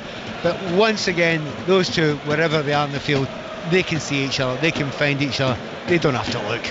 Brighton might be leading, but there have been developments. Henry Moran. They have just been reduced to 10 men. A second yellow for Carlos Baleba. It was a late challenge. I don't think he'd have many complaints, but Hurtler down in the dugout looks absolutely furious. Door open perhaps for Bournemouth. Bournemouth 0, Brighton 2. We shall see, as Forest, I can see down below, are going to be making a double change. Chris Wood is going to be coming on, and there's also going to be Sousa is going to be coming on, Raymond Sosa, who is a Paraguayan international. So attacking changes being made by Nuno Espirito Santo, who in his career in England, this is his 5th trip to the Emirates. His previous 4 done actually well with Wolves, 2 draws and a victory. Didn't fare too well when Spurs came here in a North London derby and lost by 3-1. Half-time, incidentally, at Millwall in that delayed game because of that medical incident. Millwall 0, Sunderland 1. Ross County, though, have taken the lead in the Scottish Premiership. They lead Motherwell 1-0. Pat Nevin. Yeah, just looking at the changes he's making now, probably, exactly on where he wanted to, just about an hour gone. But what I'd like to have done is been able to do it 1-0 down or 0-0. To do it at 2-0, it's a huge ask for those players coming on. Having said that, Chris Wood with his scoring, if anyone's capable. Well, he's having a fine season. Arsenal coming forward, edging their way to the edge of the box, and then the move breaks down just too far ahead of Ødegaard, and then it's passed out towards Hudson-Odoi. Hasn't had too much of an opportunity to extend his legs here this afternoon in the rain, which is still falling incidentally. St Mirren are leading Aberdeen by 1-0. Kenny Crawford. Yeah, 19 minutes gone. Ian St Mirren 1, Aberdeen 0. It's a 7th goal of the season for Toyosi Alasanya, the former Middlesbrough forward. He outran the two centre-backs after a ball was floated over the top, and he slotted it under the former Cambridge United goalkeeper Dimitar Mitov. It's St Mirren 1, Aberdeen 0. Celtic are playing away at Hearts. That's a 7:45 kick-off at Tynecastle. Forest are attacking on the right-hand side, as this is with Milinkovic. And the changes that are going to happen, Wood and Sousa are going to come on for Awonyi and Dominguez. That's the changes that will be happening very, very soon for Nottingham Forest as they trail 2-0. Queen's Park Rangers have got an equaliser in the Championship. QPR 1, Stoke City 1. No other goals to tell you about around the country. Here is Ward-Prowse. Back towards Aina. Floats this ball forward, too far over the head of Awonyi. Gathered in easily by Raya. Looks to maybe try and launch a counter-attack with a quick roll out of the ball to Erdegaard, and then Timber tried to release Saka, cut out by Moreno, the Forest left-back. News of a penalty now, Shojo Saka at Lincoln. Well, Wycombe have missed the chance to go 3-1 ahead. It's still Lincoln 1, Wycombe 2. Onyedinma brought down in the box. Captain Luke Leahy stepped up for Wycombe, but his penalty saved by George Wickens' legs. Lincoln 1, Wycombe 2. Thank you, Shojo. So here comes Chris Wood and Sousa.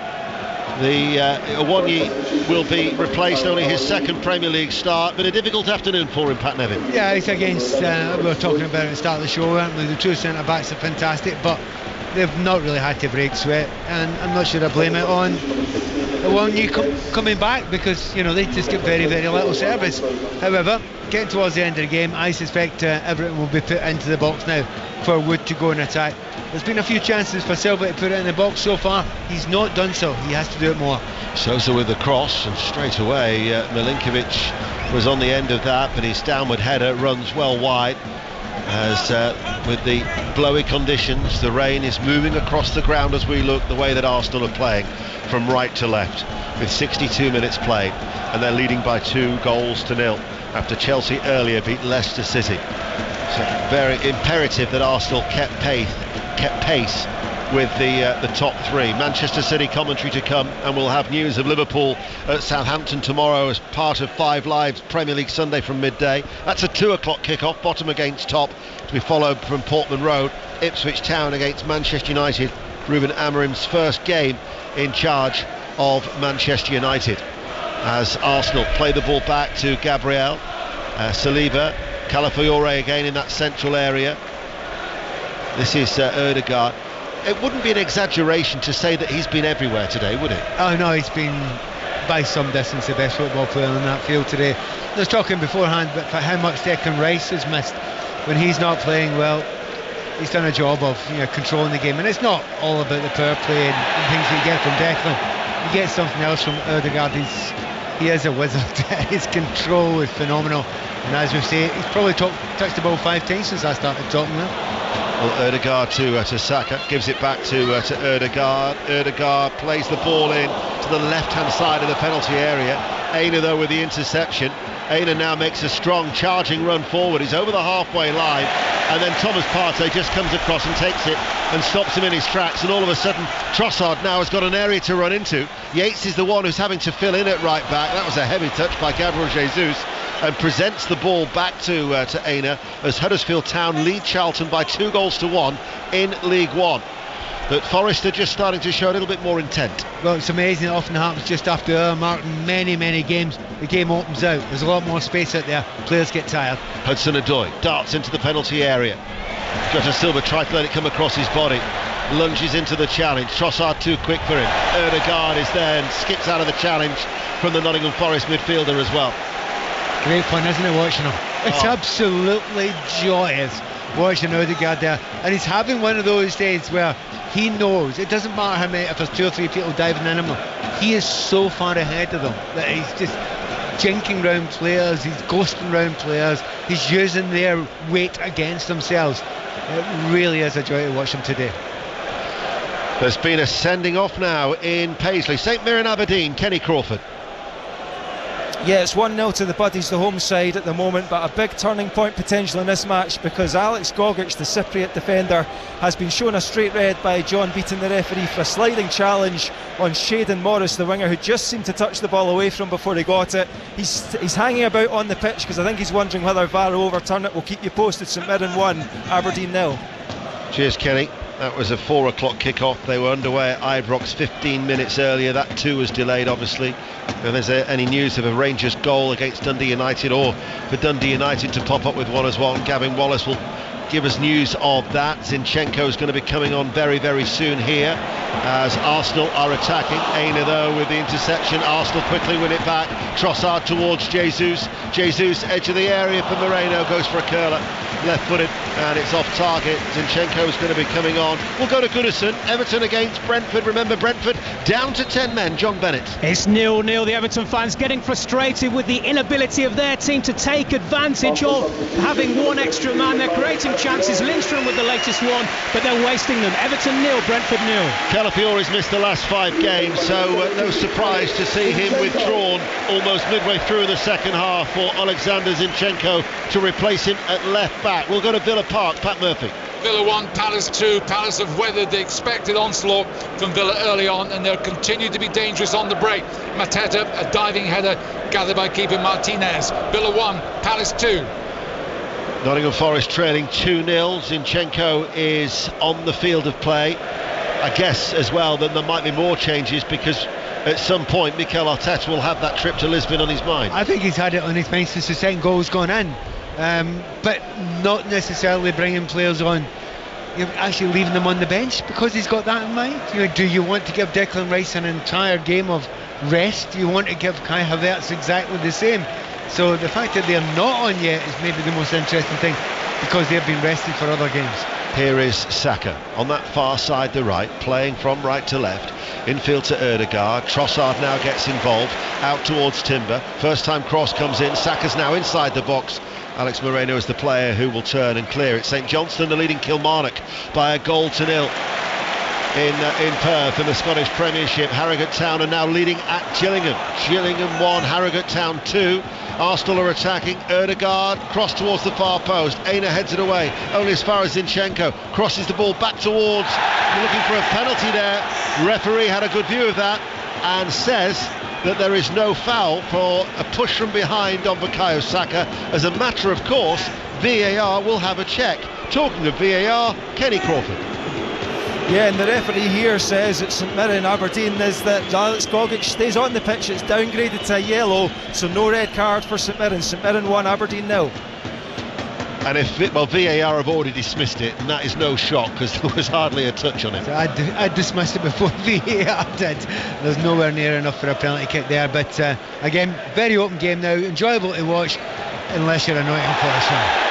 Yates, he's going to get a yellow card, I think, for that. The referee's played the advantage. This is Trossard. Arsenal are attacking. Ødegaard inside the penalty area. Ødegaard looks for a shooting opportunity, then passes the ball back towards Saka inside the penalty box. His first cross is blocked, comes back to Ødegaard. Ødegaard waits, now curls it left-footed. There's nobody there for that cross, and it will be going out of play for a yellow card. Good refereeing, actually, from Simon Hooper. Yates is booked. He let the game flow and then took it back when it went out of play, and Yates has shown a yellow card. Yeah, the right thing to do. So, it's been not really an incredibly difficult game to referee, but he's kept his cards in his pocket a little bit more in this second half. It's probably the right thing for the referee to do. But again, very, very open game, and at the moment, they won't say it out loud, but those two players are the best players for Arsenal. They have loved it out there. Even though it's raining and a little bit cold, Saka and Ødegaard are having a ball. Ross County 2, Motherwell 0, and Wickham are having a ball now. Jojo. Lincoln 1, Wickham 3. There is nothing stopping Wickham. They recycle a corner really well. Cross from the right, Joe Lowe with a close range header. Lincoln 1, Wickham 3. That will be a 9th straight victory for Matt Bloomfield's side, the League One leaders.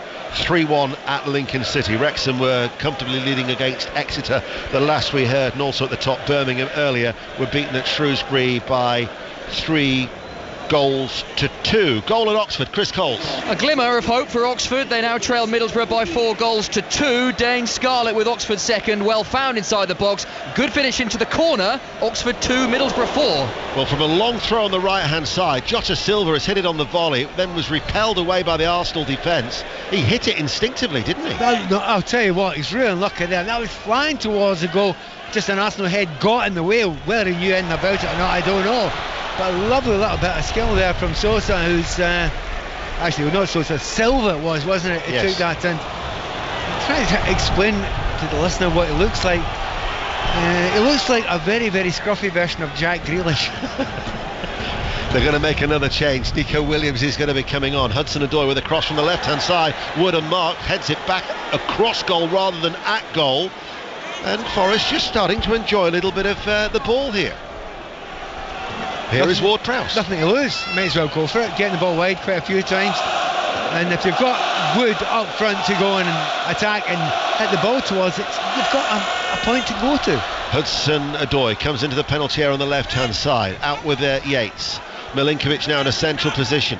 Thought he was going to shoot there from distance. Arsenal have got everybody in and around their own penalty area. Hudson-Odoi's cross, in it comes now, headed away by Saliba. I said to you that Gavin Wallace would tell us if there'd been a goal at Ibrox. There has. There has indeed. It's for Dundee United. Rangers 0, Dundee United 1, albeit Ian, we're checking for a goal for offside with VAR. They're taking their time. Sam Dalby with his 5th of the season, completely on his own. The ball was whipped in and all he had to do was just head it away, but we are checking provisionally. Rangers 0, Dundee United 1. Wycombe, the League One leaders, are on course for 3 points, as are third place Wrexham. Owain Gwynedd.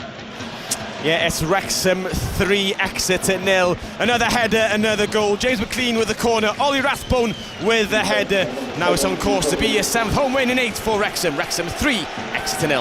And the Welsh international Nico Williams is going to come on, and he has replaced Alex Moreno, so he will go in at left back now for Nottingham Forest, who trail by 2-0. Very, very soon we'll rattle through all the goals in the various divisions, but Arsenal, who'd gone 3 games without a win in all competitions, 4 without a win actually just in the Premier League. They collected just 2 points out of a possible 12, looking to get back to winning ways here, as there's been a try in the rugby. Sarah Mulkerrins. It's Ireland 35, Fiji 3. Pundi Aki scoring Ireland's 5th after finding space, and bizarrely referee Holly Davison was taken out by a Fiji player in the build-up, so she had to go to TMO to double check all was okay. It was an Ireland lead 35-3. Nuno Espirito Santo has just been told by Dean Whitestone, the 4th official, just to get back into his technical area because he had strayed away from that rather large, expansive technical area down below. Look where he's standing now. Right on the edge. It's close to the edge in the corner as they possibly get to make a point. His team trail by 2-0 here on BBC Radio 5 Live. Incidentally, commentary of the rugby is on Sports Extra. Back it goes to David Ryan. Let's get an update from Fulham. Katie Smith. Fulham 1, Wolves 2, but Fulham are pushing for the equaliser now. Harry Wilson moments ago coming on as a substitute once again, pinging one off the crossbar. Wolves looking for back-to-back wins, just the 2nd in the Premier League. Fulham 1, Wolves 2. That would take them to within a point of Leicester, who were beaten earlier by Chelsea, and it would mean that Southampton are just starting to get cut adrift down at the bottom of the table. They're on 4 points, so there's a 6-point gap between them and the 17th place Leicester City. Will have commentary at St Mary's tomorrow as part of 5 Live Premier League Sunday, as Nottingham Forest come forward with Hudson-Odoi, gets the ball and then quickly runs in off that left touchline with pace, enters the penalty area, clips over the cross. It's a deep one. Zinchenko heads it into a central area of that Arsenal penalty box, and Mikel Moreno is there to tidy up. They've looked far better since Wood come on, haven't they? You know, so that they've got belief that if they can get down, you know, into their dangerous areas to cross the ball, and they've got something to aim for. Wood will always get into the right positions. On this occasion, that man Hudson-Odoi got down the left-hand side, lovely cross in, and just missed Wood's head. But you know, you can see all the players. Aina's one of them, Silva's another one. Look, we've got something to aim for now, and you almost can't miss Wood in the middle there. He's a big lad. 18 goals he's scored in 27 games in the Premier League under Nuno Espirito Santo, and if Nottingham Forest were to get a goal with 15 minutes remaining, they would then look to still make it a rather nervy finish for Arsenal. So far from secure for Mikel Arteta on this landmark occasion, who incidentally has had the most wins from 250 games as an Arsenal manager. Ward-Prowse, midway through the Arsenal half, right of centre. Milinkovic, Yates, Wood, they're all up there. Headed out by Gabriel, drops on the edge of the area, headed back by Williams. The header by Gabriel Jesus was deliberately to his left, which allowed Ødegaard to volley the ball away. Here now is Aina in the central area. Murillo pings it across towards this near side. Sosa on the stretch, keeps the ball in play. Right hand side, 6 yards up from the byline. Forest trail 2-0, delivers the cross, and the header just over the top. Actually from Milinkovic, who'd got there, stayed forward. A chance for Forest. Yeah, and again, if you've got top players like that arriving late, we mentioned Wood, but also coming from the back, you also have to remember Yates is still on the pitch. He can go and attack from that deep area as well, but they need to get more crosses in now. Forest, I mean, Arsenal aren't, they're not taking any chances now. They're playing it quite calmly. They're not as if they're turned off completely, but there's no need to take any chances. But and just as you mentioned yourself, if they lost a goal now, it would get very, very edgy around here. Would you say that was the best chance that Forest have had? Can't recall too many looking. Maybe alongside the Silva little chance he had there where he volleyed. Aina has thrown Trossard to the ground. That'll be a free kick. Now Aina should be booked again. He's picked the ball up and he has delayed the restart. Well, he would argue he brought it back to where the free kick is to be taken for. And that's a difficult one for the referee, because you could say, I was being a gentleman, it's not ungentlemanly conduct, I was putting it back where it's supposed to be taken from. He slowed it down right enough, but he did that. I'm not necessarily convinced that Mikel Arteta would share that view, judging by his reaction, as we'll get an update from Pat Murphy at Villa Park. Just in time, because Ross Barkley has headed the equaliser for Villa from an in-swinging corner. The pressure eventually paid off. Unusual for the midfielder Barkley get a header in, but they all count. Villa 2, Palace 2. Literally as the goals go in on BBC Radio 5 Live. And that was the opposite effect of a commentator's curse. As we crossed there to Pat, and you could hear the raucous noise of Villa Park as Arsenal are attacking. Ødegaard edge of the area. Jota Silva with a challenge. Ball played back. Yates scoops it long over the head of Wood, who's got a long way to chase, and Raya is out of his penalty area. So 2-2 between Aston Villa and Crystal Palace. Bournemouth 0, Brighton 2, but Brighton are down to 10 men. Everton 0, Brentford 0. Brentford have been down to 10 men since that first half sending off of Norgard. And Fulham against Wolves at Craven Cottage. Wolves still leading by 2-1. It could be back-to-back wins for Gary O'Neill either side of the international break. 12 minutes remaining. I'll rattle through the divisions for you with the latest scores as we head towards Sports Report. Saka cuts in field, and that rocks Murillo as his header goes behind for a corner kick. Disjointed field really to the Scottish Premiership, because Rangers underway at 3:45 and St Mirren underway at 4. Dundee Hibs won't kick off until 5:45, and Hearts Celtic, as we've mentioned, at 7:45. But the latest scores are Ross County 2, Motherwell 0, St Johnstone lead Kilmarnock by 1-0, Rangers 0, Dundee United 1, and St Mirren 1, Aberdeen 0. That could be the end of their unbeaten start to the season. Remember, they were level on points with Celtic before the game started, with 31 points. Corner kick to Arsenal once again. The 5 shirts have gathered at the far post. The zonal marking system once again in operation for the sky blue of Nottingham Forest as Arsenal lead 2-0. Stuttering run up, Saka fires in the corner, and it comes off the head of Yates, and it drops awkwardly and behind for another corner kick. News of another goal at Oxford. Chris Coles. Oxford's hope of a dramatic comeback ended by Middlesbrough's 5th Tommy Conway, Saka-esque, skipping across the box, finding the bottom corner. Oxford 2, Middlesbrough 5. Swindon Town 2, Morecambe 3. Pat. Yeah, my favourite Arsenal supporting friend Sophie hasn't been well recently. She doesn't need any stress, but sadly there is a wee bit of stress left in this game, isn't there, for Arsenal? They would love to get the 3rd goal in here. Keep on doing this same corner kick. Hasn't paid off yet. It's not stopping them. Well, here comes the corner from the left, delivered very, very deep towards the far post. Wood was the one to head it away. Wanyeri is going to be coming on for Arsenal, so that'll be a change in the midfield as Arsenal lead 2-0 with 10 minutes remaining. Here is Ødegaard. He's been outstanding. Ødegaard coming forward. He now finds Trossard just outside the D. Trossard shot charged down by Milinkovic, who has a second chance to clear the ball away. and Sosa is the one who will give chase. Saliba goes back with him. He manages to come on the inside of Saliba, his forward ball, but there was Mikel Moreno tracking the run of Jota Silva, and Mikel Moreno gets Arsenal back in possession. Yeah, I mean, there are half chances to break, not much more than that. But the defence, Saliba and Gabriel, they really haven't given anything away today. We haven't said a great deal about them because they've done it almost at a canter most of the time. But it sounds a very exciting finish at Villa Park. Pat Murphy.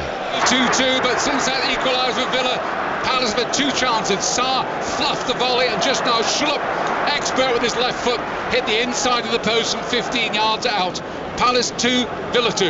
Going to be a double change for Arsenal. Raheem Sterling, who's scored 4 in 4 in the Premier League against Nottingham Forest, but he's actually yet to score or assist in his 4 Premier League games so far since he arrived on loan at Arsenal. Is going to be coming on, as well as Ethan Nwaneri. So a double change with Arsenal leading 2-0 as Ødegaard picks the ball up and has so much space to run forward now, out towards Saka, right hand side of the penalty area. Saka just up from the byline, back to Ødegaard, edge of the area, can't get the shooting opportunity. Tees up Partey, who skies it right footed. Another goal at Oxford. Chris Coles. First set, Middlesbrough leading Oxford United 6-2. Finazaz, edge of the area, bending into the corner. It's harsh on Oxford, but what a day for Middlesbrough. 6-2 they lead at Oxford.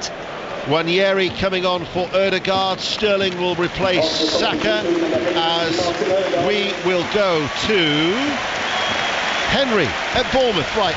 Bournemouth 0, Brighton 2. Strange game this. Bournemouth have had most of the play. Still chances are coming. Evan Nielsen forcing a good save from Verbruggen, though he did nearly spill it into the net.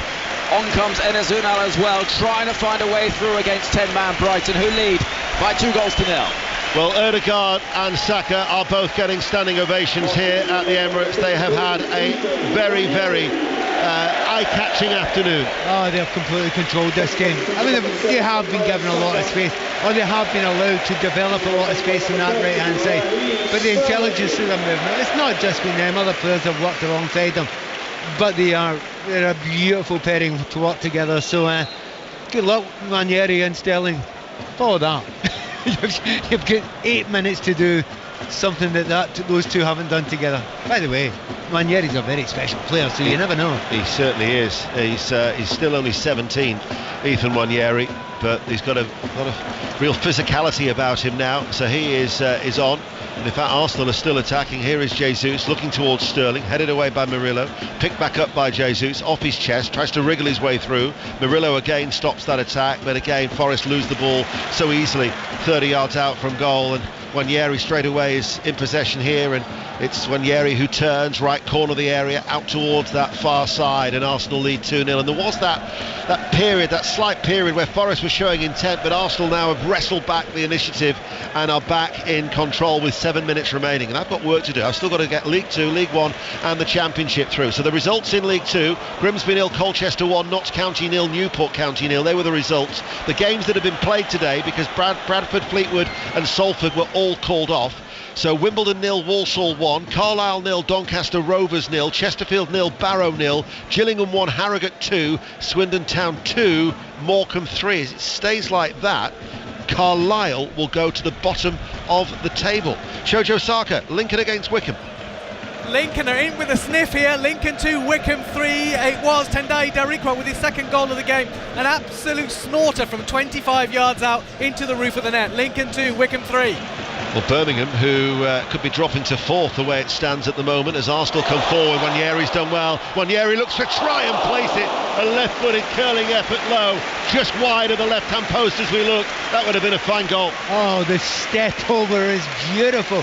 Not many players can do that step over. You're not running at pace towards the defender, but keep control of it. And he bought it, absolutely bought it. Almost on his backside there, and Nwaneri just couldn't get the shot on target towards the back post. This place would have erupted had that gone in.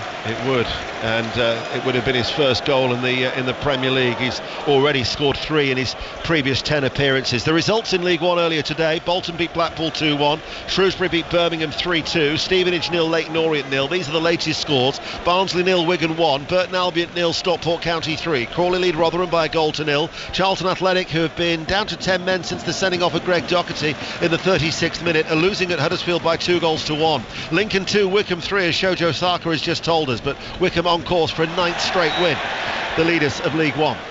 Mansfield 0, Bristol Rovers 1, Northampton 0, Cambridge United 0, Peterborough 0, Reading 2, and Wrexham are leading Exeter City by 3-0. Arsenal pick it up, Wanyeri running forward, out towards Sterling, enters the penalty area, right hand side, back towards Wanyeri!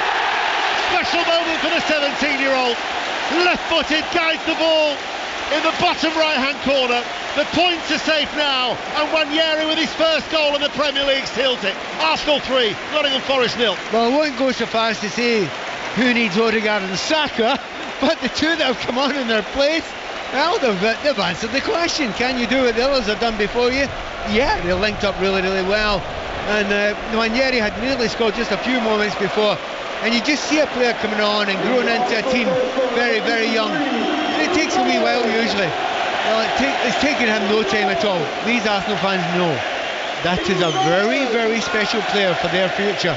It's just scored his first goal in the league. Yeah. Really, really well taken, and Sells beaten inside his near post. Bournemouth against Brighton and Hove Albion. Henry Moran. Still Bournemouth 0, Brighton 2. Bournemouth trying to find a way through, but it's just not their day at the moment. Every cross overhead, every opportunity Brighton have to clear it successful. Bournemouth 0, Brighton 2. Arsenal then lead here by 3-0. In the Championship, the results were Bristol City 0, Burnley 1, Coventry 2, Sheffield United 2, who were down to 10 men late on in that first half. Sheffield Wednesday 1, Cardiff 1, Blackburn Portsmouth was postponed, Luton 1, Hull 0, Millwall 0, Sunderland 1 in that delayed game, a half an hour delay I think it was at the Den. Oxford United 2, Middlesbrough 6, Preston 1, Derby 1, QPR 1, Stoke City 1, and the latest from the Hawthorns comes from Mas Faruqi. Really good block from Gunn in the Norwich goal, very quickly out from his goal line, one-on-one with Jed Wallace, and it is still West Brom 2, Norwich 2, but it's really opening up in the last 4 minutes. In the Premier League earlier, Leicester 1, Chelsea 2. Latest scores obviously 3-0 to Arsenal here. Still Villa 2, Crystal Palace 2, Bournemouth 0, Brighton 2, Everton 0, Brentford 0. Christian Norgard sent off in the 41st minute. Fulham 1, Wolves 2. Manchester City, Tottenham. Commentary to come here on 5 Live at 5:30 after Sports Report, as Chesterfield have got a late goal against Barrow. Chesterfield 1, Barrow 0. Arsenal are going to make a change.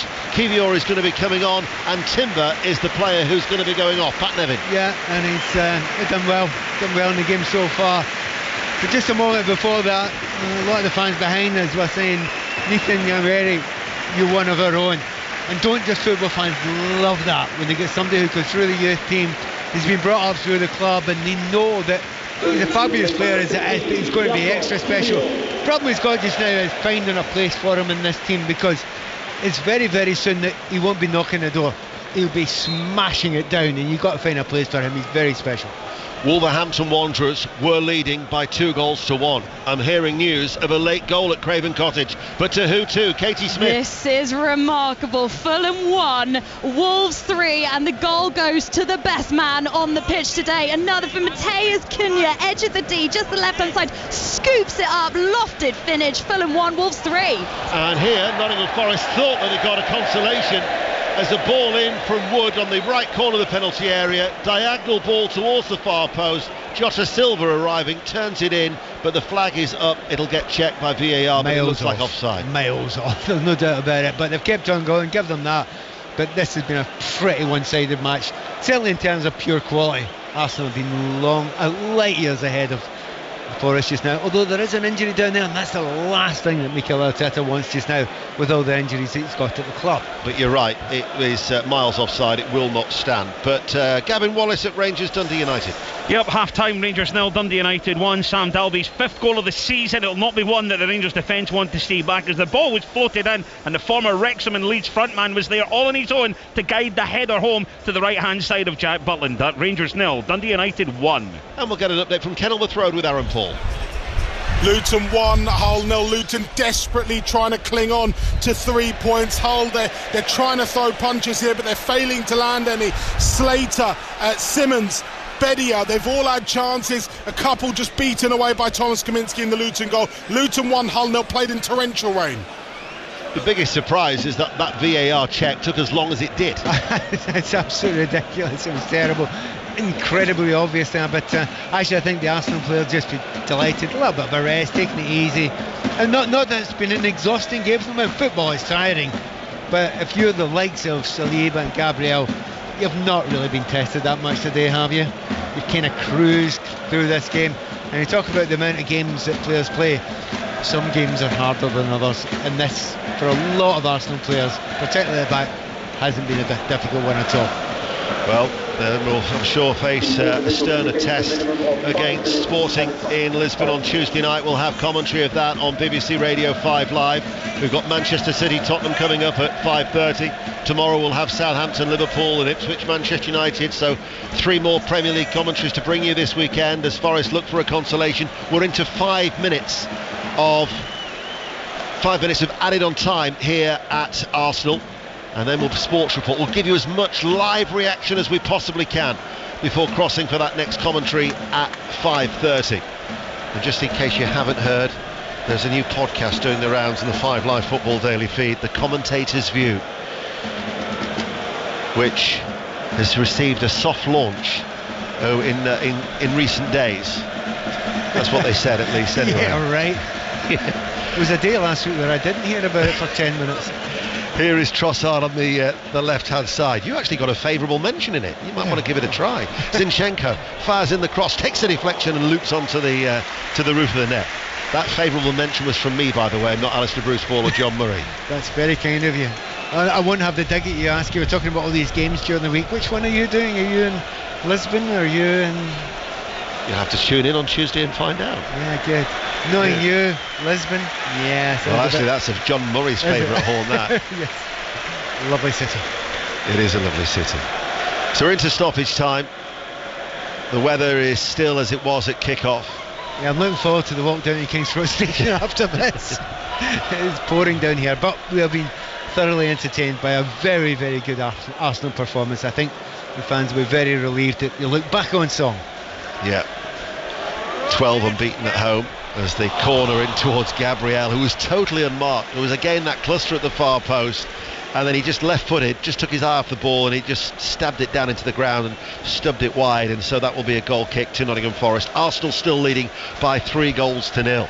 Any sign of a dramatic winner at Villa Park, Pat Murphy? Not at the moment. There are 4 minutes added time, although Mateta just tried an optimistic shot from 40 yards in the process, injuring himself. So they're down to, if you like, 10.5 men, Palace, but they're still threatening.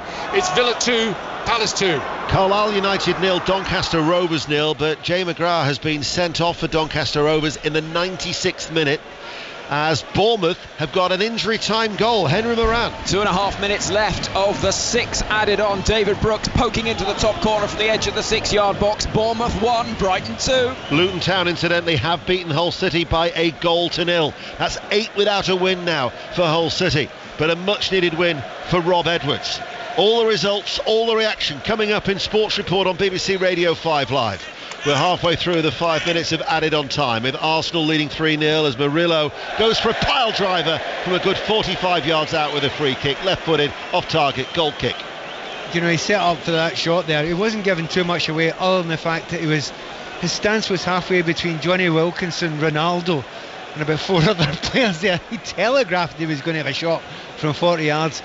It still didn't concern the Arsenal back line, and neither it should have. Way over the top, nowhere near on target.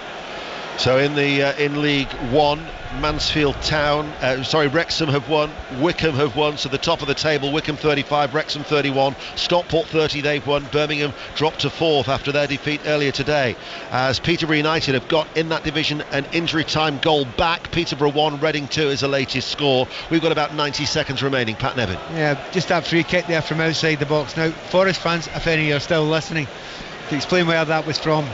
If you're of a certain vintage, a chap called Johnny Method once, you do remember it. It was exactly the same distance, sadly not the same direction. Yeah, I've got it. It was at the City Ground. I think it was against West Ham United, and I think the crossbar still reverberating just now. And it was the finger wagging celebration, was it not? That's fabulous. The one. Go online, have a look, it's worth it. Well, there'll be a lot more Forest supporters listening now, because that away end on that far side has quickly emptied rather rapidly, as hearing news of a chance at Villa Park. Pat Murphy. To Palace, Lerma had a pop 25 yards out, just past Martinez's left post. 2 minutes ago, added time, Villa 2, Palace 2. It remains Everton 0, Brentford 0, Fulham 1, Wolves 3, Bournemouth 1, Brighton and Hove Albion 2. 3-0 here to Arsenal.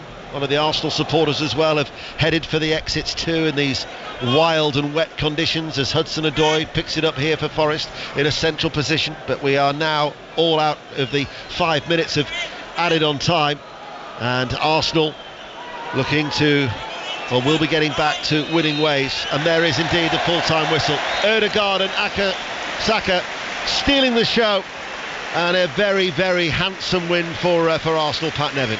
It's a real shame Ødegaard didn't get a goal because he'd done everything.